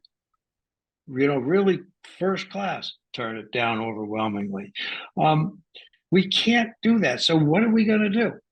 We've got to figure this out. Now, if you want to throw your wholeheartedly political support and go out there and spend the energy you're spending this evening and have been, and advocate for a realistic $22 million, and you can get the town to agree to spend that, to have the town hall refurbished where it is, then you should say that's what you want to do. But the problem is, unless you're willing to spend that money, what you want to do can't happen. Select Board has the unhappy position of having to figure this out to make it. And by the way, I kind of agree with Architect Longley that perhaps we don't have the urgency. But the fact is, architecturally, but the fact is, as far as liability, legal liability for the town, the bell is rung on the problems with the town hall. So we really do have to deal with that. That cannot be put off. So again, hard facts. Are you willing to get behind spending what it takes, which is well excess of $20 million, to have your historic town hall on there? And are you willing to work hard to get the political support to pass it at the ballot box? Then if you are, then, you know, I might support you, but I don't think you are. That's the problem, right? You know, but we at the Select Board, we have to govern. We have to make these tough decisions, and we're not going to win either way. But anyway, facts are facts, and that's what we're faced with. But I do appreciate everybody going out there, and I think everybody should be aware that there's been a lot of work to make sure that all citizens in this town have had an opportunity to come forward and participate in this discussion. Mr. Donuts, could I grab? I was gonna say something too. Oh, no, please. Okay. All right, and I hate to get into just the math, but I'm gonna get into the math, Please. okay, a little bit. If in fact you're going to renovate the historic building, you should get the 4 million that was actually proposed 3 or 4 years ago. So that comes off the top, 4 million comes off the top. The proposal from Statsco, if it's 12 million, I take him at his word. See no reason to find any fault with that statement, if it's true, okay? So if you've got another 5.6 plus his 12, you do have 17, 18 million, of which 4 comes off, presumably if it's a CPC or a historic preservation fund. So the numbers really have to be carefully sorted out. And I totally agree that you have to figure out whether or not, in fact, the prevailing wage law interferes with that. If it does, I understand this is a problematic. Finally, the town was within 11 votes of voting 10 million for buying One Pleasant Street. 10 million. So it was close enough that you're not really so far off the path as it was. Would I fight for this if I thought it was right? I will fight for it, but that's the only option. I will tell you, I am as open to renovating the town hall, but I am scared of 15 or 16 million. That scares the heck out of me. And I know full well that the bathrooms are not adequate for the staff. I know full well that you cannot even reconfigure it to house everybody. And I believe that truly, and I understand it when I go there. So I'm not sure that the 16 million could be put into it and you still have the building you want. But nevertheless, I'd be willing to look at it no matter what. Anyway, you understand where I'm coming from. And I'm trying to make this as factual as I can. All right, Mr. Longley, I'm gonna let you have the last word. Okay, my word is over, right? Please, Yeah. please, thank you, Mr. Thank Donuts. you. I'm gonna stay here. No, I'm just gonna, I'll leave. What I would say is, I did a quick look on the Massachusetts Department of Revenue website. We have a debt service calculator provided by our State Division of Local Services, and if you borrow $16 million, that's approximately $980,000 a year in terms of debt service. And so if we renovate the existing town hall as is, we're getting to around the $900,000 lease payment a year. It's just sort of interesting, just to compare apples to apples. Thank you. I'm one of the 11 who voted along with the other 1,500, and I would be willing to change my vote. So we only need 5 more. You want to vote for One Pleasant Street? No, to do something instead of just always to say no. Okay, thank you. We'll put you in the yes column and add you to the fire watch. Just kidding, not really. Okay, so it's 10 o'clock. Thank you all for all the input. Hopefully, people feel like they're able to participate and be heard, notwithstanding the attempt to try to streamline the meetings that are now an hour late. Okay, so Chris. 2 quick updates. Taxes are due this Thursday. You can pay in person, online, drop it in the box. It's also the deadline for appealing your assessment. That also needs to be, the forms are on the town's website, or you can visit the assessor's office, but it's also this Thursday. And that either has to be legally postmarked by the post office or in their hands by the close of business on Thursday. Those are my updates. Okay, thank you. Thank you, Chris.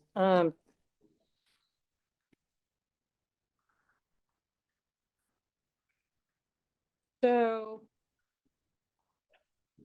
quickly scrolling the agenda real quick.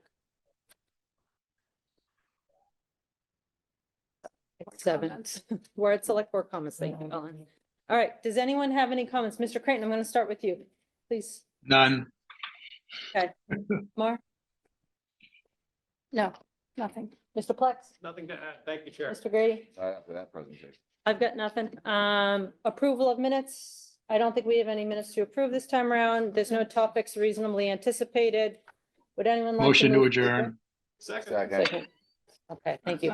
Jack, could you stay on for 1 second? Just because the select board probably needs to plan. Oh, I'm sorry, we said we do this by email. Let's just do it by email. Okay. So who made the motion, Jack? Jack made I a made the motion. motion. Paul seconded. Okay. Okay, let's do a roll call vote. Jack? Aye. Ellen? Ellen Mar, aye. Aye. Chris Plex, aye. Jean Haley Dipple Dye. All in favor. Roll call vote ayes. Okay.